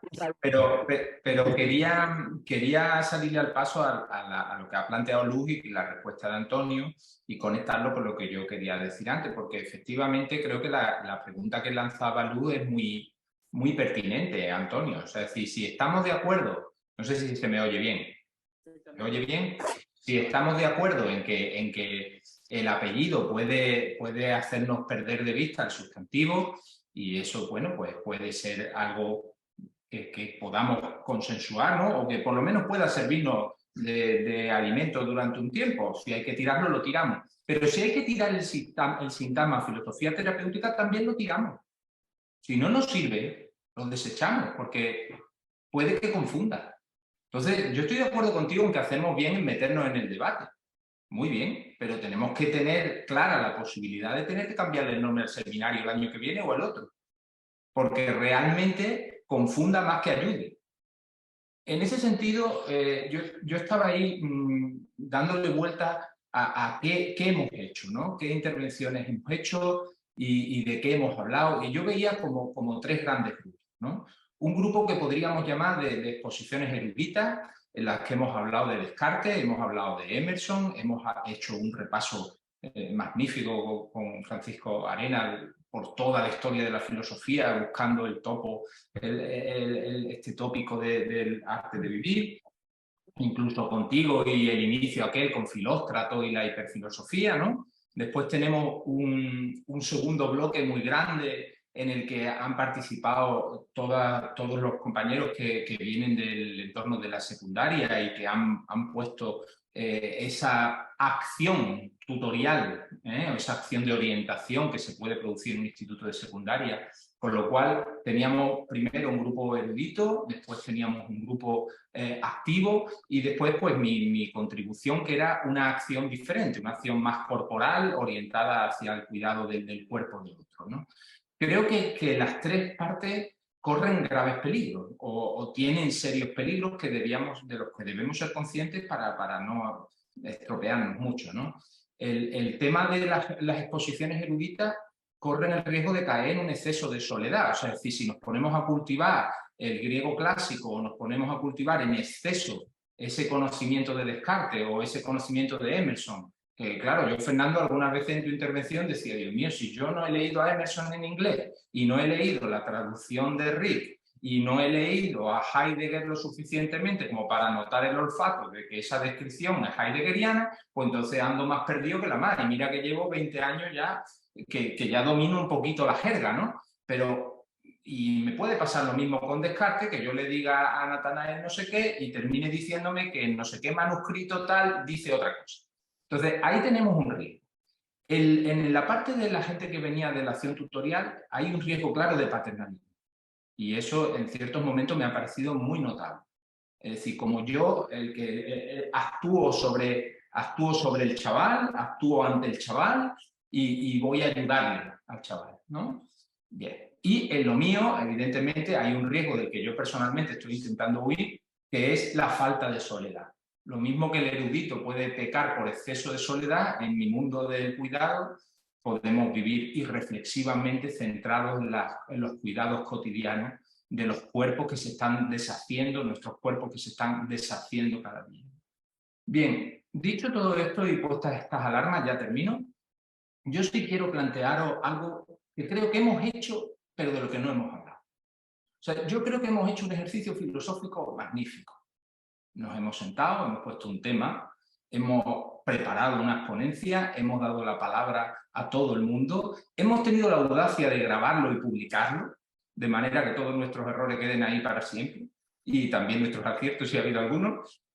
Pero fijaros, eso que hemos hecho, ese diálogo libre y serio sobre la vida y la muerte, que es lo que yo de verdad creo que es la filosofía, y creo que es lo que tiene un poder terapéutico, de eso no hemos hablado. Lo hemos hecho, pero sí, Antonio, creo que no lo hemos hablado en profundidad. Es decir, lo que estamos haciendo esta tarde es lo que es profundamente terapéutico. El encuentro, el diálogo serio, auténtico, entre gente muy diferente en la que no solo participan los, entre comillas, sabios, sino que participa cualquiera. Esto se parece mucho, por lo menos a lo que yo he leído de los diálogos de Platón y a lo que yo pienso que debe ser la filosofía. Simplemente lanzo la idea de que creo que para el curso más avanzado, otro seminario, deberíamos pensar en la comunidad filosófica que es terapéutica. Yo creo que no hemos hablado lo suficiente de la comunidad de diálogo que es la que es terapéutica. Nada más, lo dejo ahí en fin. Muchas gracias. Dos cosas muy rápidas. Para eso hablaremos de los terapeutas de Filón. Por favor, el micro más cerca, que no te oímos bien, Antonio. Para eso hablaremos de los terapeutas de Filón, que es la comunidad, pero solo por el cambio de nombre. Recuerda que nuestro seminario más antiguo, al que os invito, que empezará en febrero, y que dirige Esmeralda, que está con nosotros esta tarde, al que no me resisto a darle enhorabuena por su beca postdoctoral. Nuestro seminario se llama con el nombre más equívoco posible. Es un seminario de filosofía política que se llama El amor a la ciudad, que es lo que seguramente menos practicamos nosotros, porque amamos más la sabiduría que la ciudad. Y por tanto lo hemos llamado Filópolis y nunca ha sido equívoco. Es más, ha sido como una especie de espoleta permanente. Yo creo que algo parecido, Juan Diego, puede pasarnos con mantener terapéutica adosada a filosofía. Puede ser una especie de aguijón que nos recuerde, como hacemos con Filópolis, que nos recuerde que existe el amor a la ciudad, por si acaso se nos olvida amando demasiado la sabiduría. Y llevamos muchos años haciéndolo y creo que ha sido una buena espoleta. Luis, por favor, estás a contraluz. Sí. Ahora te pondremos en pantalla grande para verte bien. Es que tenía una luz apagada y se me veía mal. Muchas gracias por el seminario al que no he podido asistir en todas las sesiones. Quería comentar, a partir de la idea del profesor Arenas del arte de vivir, algo que da mi aportación a lo que se ha hablado en las dos últimas intervenciones. El arte de vivir cubre varios sentidos del término terapia, porque el arte de vivir personal, íntimo, con los inmediatos, con la pareja, con los amigos, me da una dimensión de la filosofía que tiene que ver con las ideas que ha habido sobre el cuerpo, sobre la intimidad, etcétera. Y un diálogo, pero un diálogo muy restringido. El arte de vivir social, como profesional, por ejemplo, como ciudadano, como enfermo, como consumidor, me da una dimensión, la dimensión política en su sentido original de la palabra, de vivir en la polis, que tiene una dimensión distinta al arte de vivir ese más personal, más de lo mío con los míos dentro de mi hogar o similar. Y luego hay una actitud de vivir como ser humano que tiene una dimensión distinta. La responsabilidad respecto a generaciones que aún no han nacido siquiera, la responsabilidad de recuperar que no se pierdan los filósofos de la antigüedad y no rompamos sus bibliotecas, pongamos, si no, no conoceríamos a Platón. Es decir, y esa es una dimensión que tienen parte en común las tres, que es la intersubjetividad y el diálogo.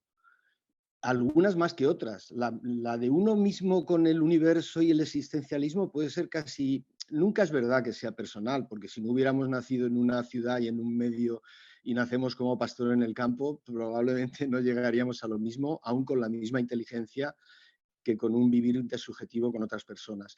Y ahí aparece la terapia con distintas, pienso yo, que dimensiones, pero en todas ellas interesantes. En unas predomina la filosofía y en unas probablemente será la terapia la que predomine. Lo segundo era una reflexión sobre la libertad, tal y como lo has dicho, Antonio. Yo creo que estoy de acuerdo contigo, pero entendemos libertad como la capacidad limitada de tomar decisiones, limitada porque hay unos límites en la vida, pero es la capacidad de tomar decisiones en cada situación, que a veces está muy restringida y a veces no está restringida. Pero el ser humano en ese sentido es libre y como sabes que procedo del mundo de la ciencia, quiero ofreceros a todos un símil muy rápido de cómo tratamos los procesos más complejos. Hablamos de lo que Ortega diría circunstancias, pero le llamamos condiciones iniciales, condiciones de contorno y retroalimentaciones. O sea, una ecuación de un fluido que es complejísima, pero no, aunque el fluido es el mismo y su naturaleza es constante, pero se comporta de manera distinta si las condiciones iniciales son unas, si las condiciones de contorno, que en el caso de un fluido, por ejemplo, es la forma de la tubería o de la piscina, son distintas. Y luego a veces hay realimentaciones, como ocurriría, por ejemplo, con un músico. Claro, si Mozart nace en Viena con pianos y hubiera nacido, por el contrario, en África, sería músico seguro, yo estoy seguro, pero no sería pianista. Y tampoco habría podido dejar realimentación en el sentido de no habría podido dejar una obra que otro músico posterior como Beethoven y otros tomarían como punto de partida. Es decir, claro que esa capacidad musical, estoy de acuerdo contigo, pero con este matiz. Un músico genial, si nace en un contexto, un contorno donde hay una sabiduría musical acumulada histórica, no hará la misma obra que un músico que nazca 100 años después. Entonces yo no veo tanta contradicción. Hay una contradicción más del uso de las palabras que de otra cosa. Y para terminar, y en relación con lo anterior, me preocupa de Fernando que acabemos dogmatizando la ignorancia. Es de, claro, malo es seguir los dogmas, pero convertir la ignorancia socrática de partida, la humildad de partida, en que me quedo ahí, o sea, la duda, la ignorancia de partida, el escepticismo, tiene sentido cuando hay un proceso de conocimiento, cíclico, espiral o como lo queráis, porque si no, no vuelvo a ningún sitio, sino que no salgo nunca. No es salir a buscar algo y luego volver con una liebre cazada o con las manos vacías. Es que no salgo entonces de la casa y no sé qué es peor. Y nada más, muchísimas gracias de nuevo a todos. No, gracias a ti. Hemos de captarte para algún seminario, para tu visión científica. Creo que no hemos aprovechado tu capacidad para explicar el clima. Yo sí, porque te tuve en clase, te llevé a clase un día para explicar a los alumnos, igual un recuerdo estupendo, pero creo que podríamos hacer algo todavía más estrecho. Vamos a pensarlo, Luis. Muy bien, gracias. Hay más manos levantadas, más...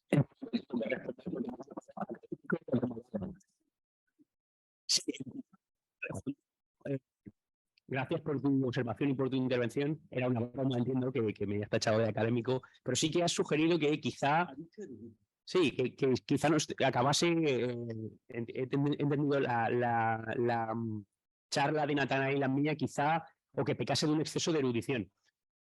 Lamento que lo creas porque creo que traté de presentarlo como todo lo contrario. Es decir, creo que una de las virtudes de la filosofía es que los textos son meramente pretextos. Y creo que fui lo suficientemente insistente en el hecho de que la traducción era algo así como un pretexto para que nos preocupásemos por el verdadero problema que creo que aborda la filosofía. Y es si estamos sometidos a la deriva constante y al cambio constante de las cosas, entre las que podemos contarnos, o si podemos encontrar un punto de vista sólido en algún sentido. Este punto de vista es precisamente lo que ha querido criticar Luis. Y yo, o sea, que me parece una observación acertada porque ayuda a matizar el asunto. No digo que tengamos que acabar ahí, definitivamente. Quiero decir que seguramente lo mejor es vivir buscando, siguiendo, tratando de aprender y tratando de conocer cuantas más cosas mejor y orientarse de la mejor forma posible en la vida. Creo que eso debe ir acompañado, esto cuando hablé de Emerson, en el sentido de polaridad, ¿no? Lo que trataba de decir era esto, y en lo que creo que consiste era esto. Una cosa es querer saber y otra cosa es querer vivir.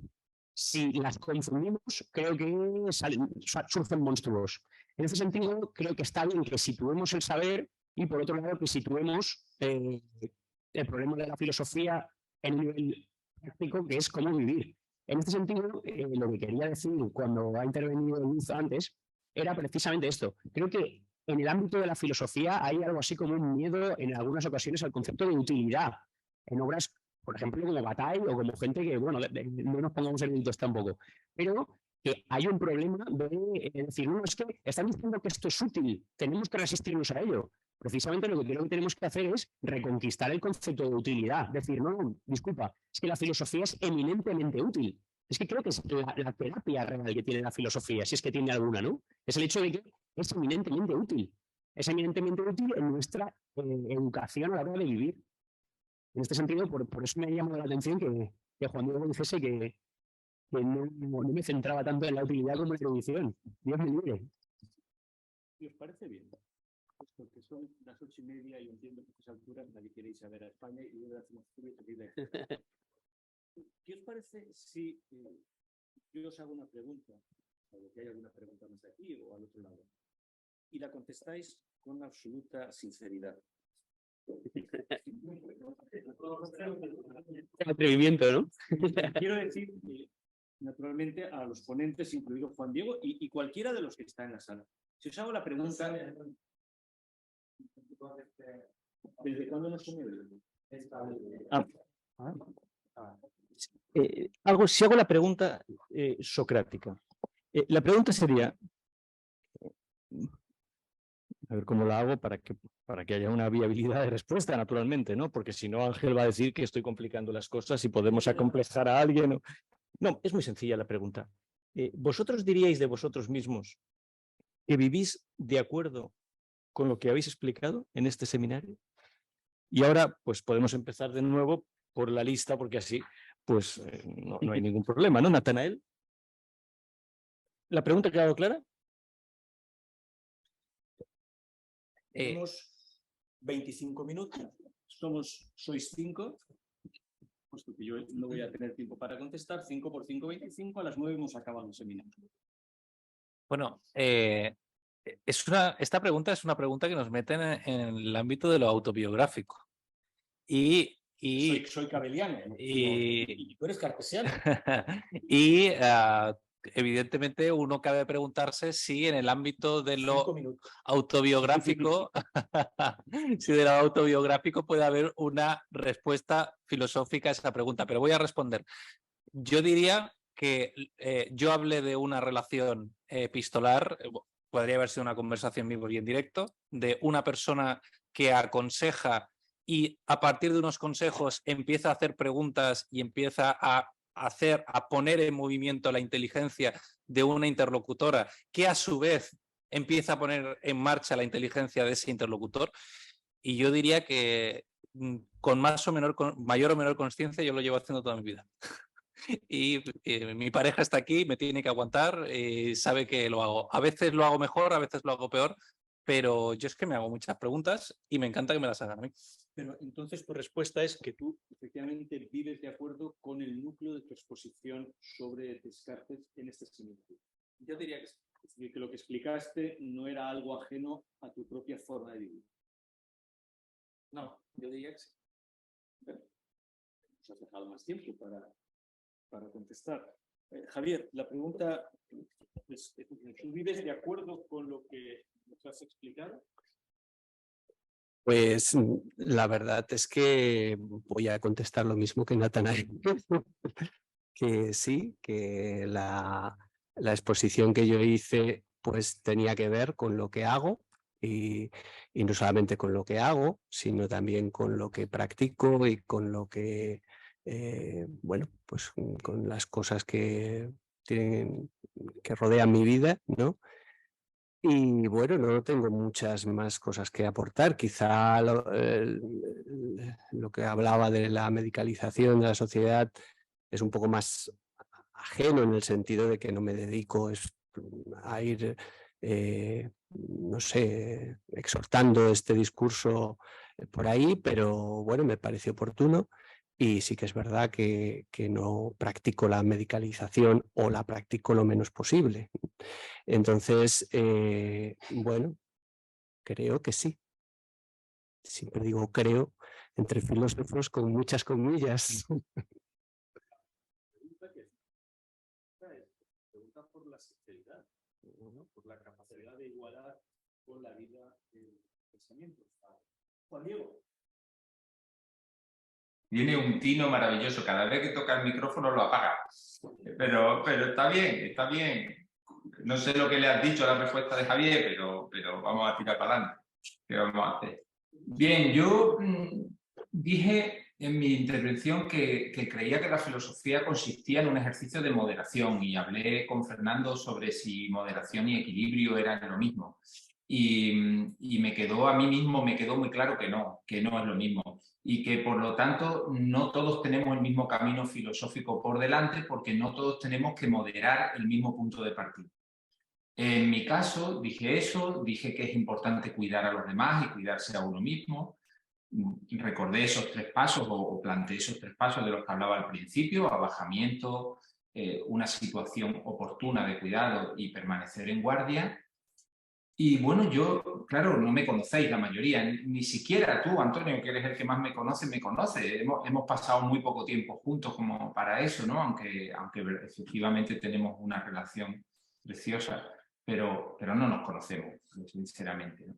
Y yo creo que sí, yo creo que estoy viviendo como debo y como creo que debo vivir, ¿no? En el sentido de que, mira, yo me he dedicado, como dije, 18 años a la enfermería profesional y la he dejado. He dejado la asistencia clínica porque considero que tenía que dedicar más tiempo a estudiar. Tenía que dedicar más tiempo a leer, a estudiar, a dialogar, a hacer de otra manera la filosofía. Y además, pues me casé muy joven, con 23 años, y con 30 tenía 4 hijos y con 35 tenía 5. Eso quiere decir que creo que he puesto a mi cuerpo en una situación de cuidado exigente, hasta donde he sabido y hasta donde he creído que había que llegar, ¿no? Y creo que permanezco en guardia activo, atento a lo que ocurre. Siento cada vez más en mí la necesidad de estudiar más y más profundamente. No volveré a citar un texto griego sin el original, sin haberlo leído en el original, eso lo tengo claro. Y me parece que ese es un buen aviso para mí, ¿no? También, de verdad que me ha puesto esta experiencia sobre aviso de que debo estar atento a muchas cosas. Claro, yo en mi trabajo anterior ya sabía hacerlo todo muy bien. Pero en esto que estoy haciendo ahora me noto aprendiendo cada día y eso me anima muchísimo, me hace feliz. Me hace feliz y decía, yo me siento feliz. Y eso sí se lo he dicho a Antonio, yo creo que Antonio me lo ha escuchado más que nadie. Si yo tuviera que morirme esta noche, yo me moriría encantado. O sea, yo ya lo he hecho todo lo que tenía que hacer. Puedo hacer más cosas, pero si me mato ahora de camino a casa, bueno, pues que me lloren los que queden si quieren, pero yo ya lo he hecho. Hasta he criado un hijo que manda a la universidad y todo. O sea, uno ya lo tengo fuera de casa, ¿no? O sea, ¿Qué más puedo hacer? En ese sentido, yo solo tengo que estarle agradecido. La conversación filosofía-cristianismo quizá la tengamos que abordar en algún momento, porque claro, entenderéis que yo ya he dicho muchas veces que soy católico y no voy a estar rebatiendo cada cosa que dice Antonio porque no tiene ningún sentido. Pero sí que sería bueno que pudiéramos abrir ese debate en algún momento. ¿Hasta qué punto puede ser filosófico el catolicismo, por ejemplo, ¿no? Y yo creo que en eso también he sido sincero y auténtico al deciros a todos en qué punto de vista estoy yo ante la vida y ante la muerte. Y fíjate, Antonio, simplemente una cosa. Tú decías antes que si fuéramos en busca de algo tendríamos que ser cristianos. Yo precisamente no me siento completamente de acuerdo contigo en que no tenemos nada que buscar, sino vivir lo que ya tenemos. Y yo me siento profundamente cristiano y sin embargo no siento esa necesidad, a pesar del homo viator, ¿no? Es decir, sí, estoy en camino hasta que acabe mi tiempo, hasta que me llegue el momento y me voy. Pero no tengo que llegar a nada, no tengo que llegar a nada. Tengo que vivir mi vida lo más plenamente posible mientras me dure el tiempo. Así que gracias por la pregunta, que ha sido muy arriesgada y creo que sí, estoy haciendo lo que he dicho. No sé si toda la pantalla. Juan Carlos está todavía con nosotros. ¿Salió? Muy bien. Paco. Bueno, ¿Tienes tiempo? ¿Perdón? Sí. Sí, me parece que no hemos llegado al límite del tiempo. Ninguno de los que me expresaron nos da la palabra.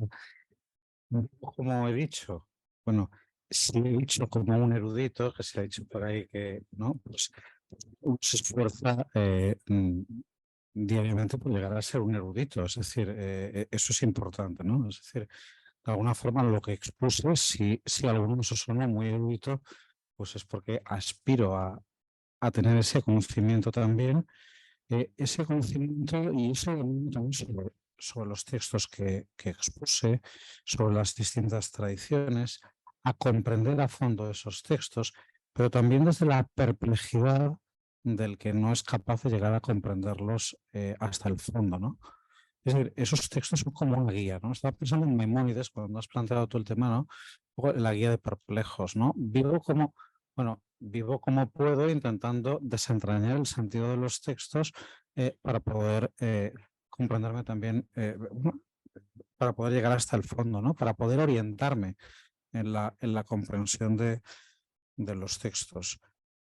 Es decir, sin entrar en cuestiones ya biográficas o de otro tipo, sino aludiendo solamente a lo que ha sido la pregunta y a lo que fue también el contenido de la exposición, ¿no? Y lo dejo de momento ahí y lo dejo abierto también así, ¿no? La evitación de lo biográfico es uno de los temas de Cabel. Hay un momento en la obra de Cabel en que cambia su obra. Y dice, en la medida en que no consiga que mi vida y mi filosofía se presenten juntas, no estoy haciendo nada. Y ahí es cuando empieza realmente el Cabel más poderoso que tenemos. Pero la frase suya es esta: ¿por qué los filósofos evitan lo autobiográfico en su filosofía? No creo que debamos tenerle miedo. Fernando, es tu turno. Sí, ¿según? Sí. Si la pregunta es esta, si vivo como mostré que pensaba el otro día, mi respuesta sería que creo que sí.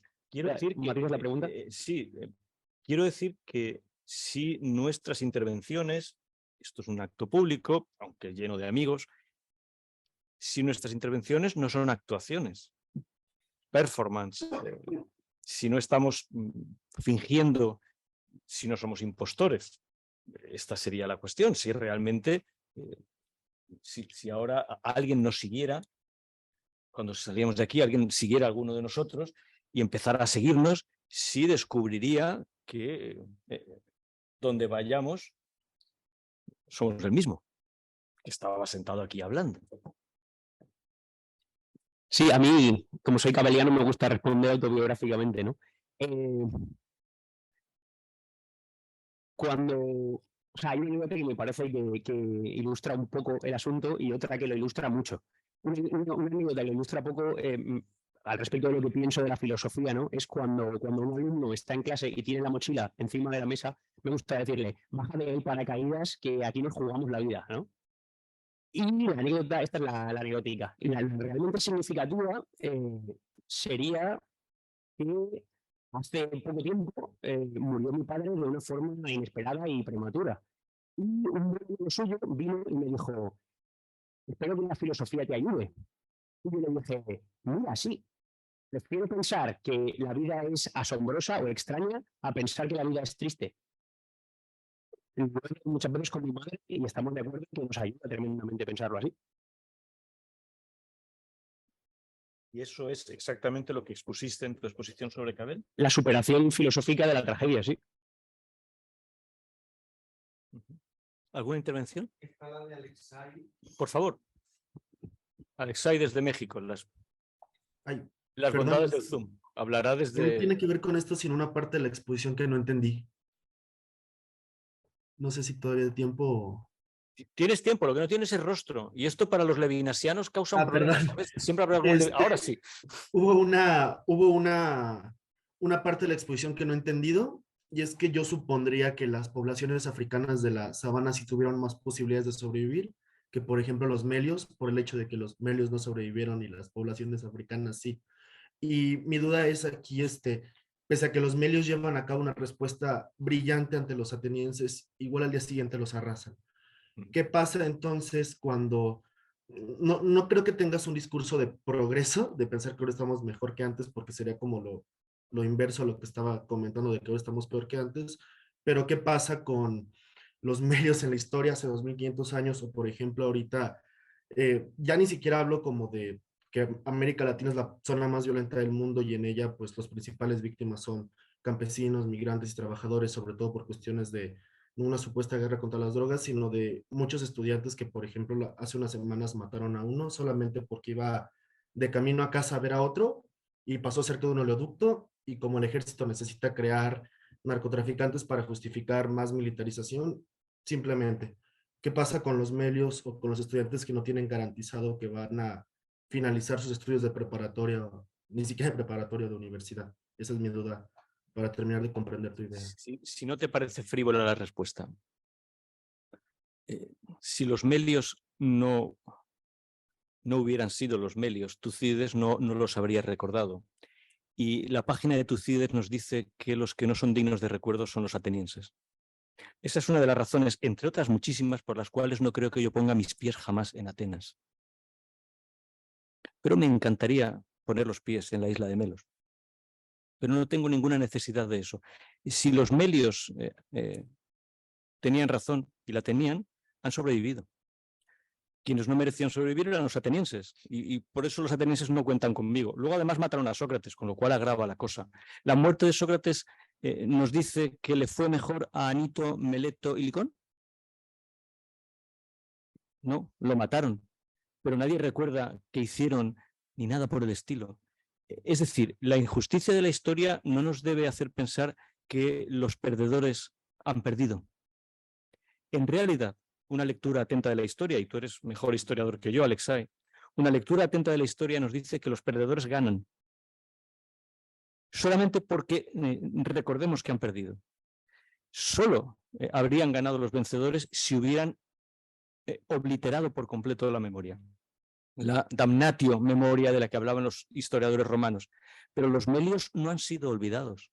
Y cualquier lector de Tucídides honra a los melios cada vez que lee esa página, como cualquier lector de la Apología honra a Sócrates y deshonra para siempre a los deshonrosos Anito, Meleto y Licón. En este sentido, insisto, si no te parece frívola, estoy seguro de que la víctima del oleoducto en el tiempo de la historia, no en el tiempo de la vida, obviamente. En el tiempo de la historia no pasará a la historia el ejército mexicano, pasará a la historia el campesino mexicano, el estudiante mexicano. Esta es mi visión. Creo que no es frívola, admito que puede parecerlo, pero creo que no, porque tú y yo leemos a Tucídides y no honramos a los atenienses jamás, ¿verdad? Y cada vez que decimos Pericles escupimos, porque era un cerdo. Y Atenas era una ciudad de cerdos. Y por tanto honramos a los melios. ¿Han perdido? Es verdad, murieron todos. Pero murieron con honor. Y morir con honor es una de las cosas que los seres humanos pueden hacer. Los atenienses jamás han muerto con honor. Esto es algo que habría que decirlo. Así que mi manera de honrar a los atenienses es decirte, no creo que ponga los pies nunca en Atenas. Personalmente no se me ha perdido nada allí. Bueno, pues es algo, ¿no? ¿Es mucho? No. ¿Sería preferible que el estudiante mexicano no hubiera sido asesinado por el ejército? Claro. ¿Lo podemos evitar? Hasta cierto punto. Pero eso no lleva, creo que no nos puede llevar a hacer pensar que los atenienses ganaron. No es cierto. Habrían ganado si tú y yo no pudiéramos decir ahora la palabra melios. Y si Tucídides no hubiera podido escribir nada sobre los melios. Pero la ceguera misma de los atenienses los llevó a pensar que incluso contar esa embajada era un triunfo suyo, era su mayor derrota. Y algún día el soldado mexicano que disparó encontrará también su paredón. Aunque sea el paredón de un historiador llamado Alexei, que cuente la historia de México como es debido. Muchas gracias, Antonio. Gracias a ti, Alexei. Son las 9 menos 8 minutos. ¿Hay alguna otra pregunta? Por favor, necesitas el micrófono.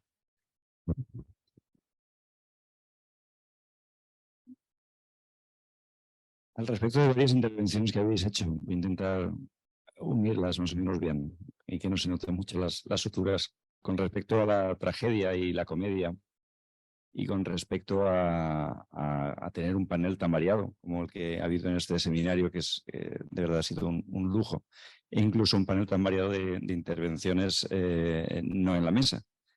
Y es la idea de que,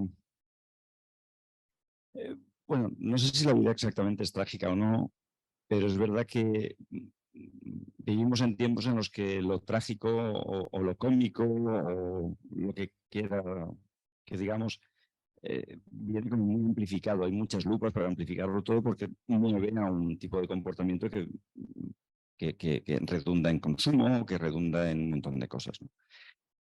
Pero es verdad que comentabas, Fernando, la pregunta, ¿no? ¿Qué nos parece más seria, una película dramática o trágica, perdón, o una película cómica? Y no he podido evitar pensar aquello que decíamos, que la comedia es tragedia más tiempo. Y que tiempo es lo que, como decías, no solemos tener. Entonces, nuestras tragedias nunca nos dan... Es muy raro que tengamos la paz de espíritu y la tranquilidad, por decir espíritu también, para ver lo cómico que hay detrás de nuestras tragedias. Generalmente nos da solamente el tiempo para vivir la tragedia, además, con una intensidad que en ocasiones nos viene insuflado un aire extra para esa intensidad, ¿no? Y en ese sentido, me ha parecido un lujo tremendo esa especie de... También hablabais del escepticismo, que solamente sirve si no sirve para investigar más. Me ha parecido una maravilla, en este sentido, esta especie de eclecticismo, en ocasiones de cosas tan variadas y tan emocionalmente diversas y tan intelectualmente diversas también. Esa especie de eclecticismo que también luchaba, uniéndose todo un poquito, también aunque las costuras a veces estuvieron un poquito forzadas, contra un escepticismo desbocado y que llevaba al desastre. Pues yo qué sé, un Cicerón que coge de aquí y de allá, que coge de allá más que de aquí, ese tipo de cosas, ¿no? Y en ese sentido sí que acabo de encontrar que puede que haya, por retomar aquello que comentabas al principio de en qué sentido esto puede ser útil para un estudiante de filosofía que quizá en un futuro quiera dedicarse a hacer terapia filosófica.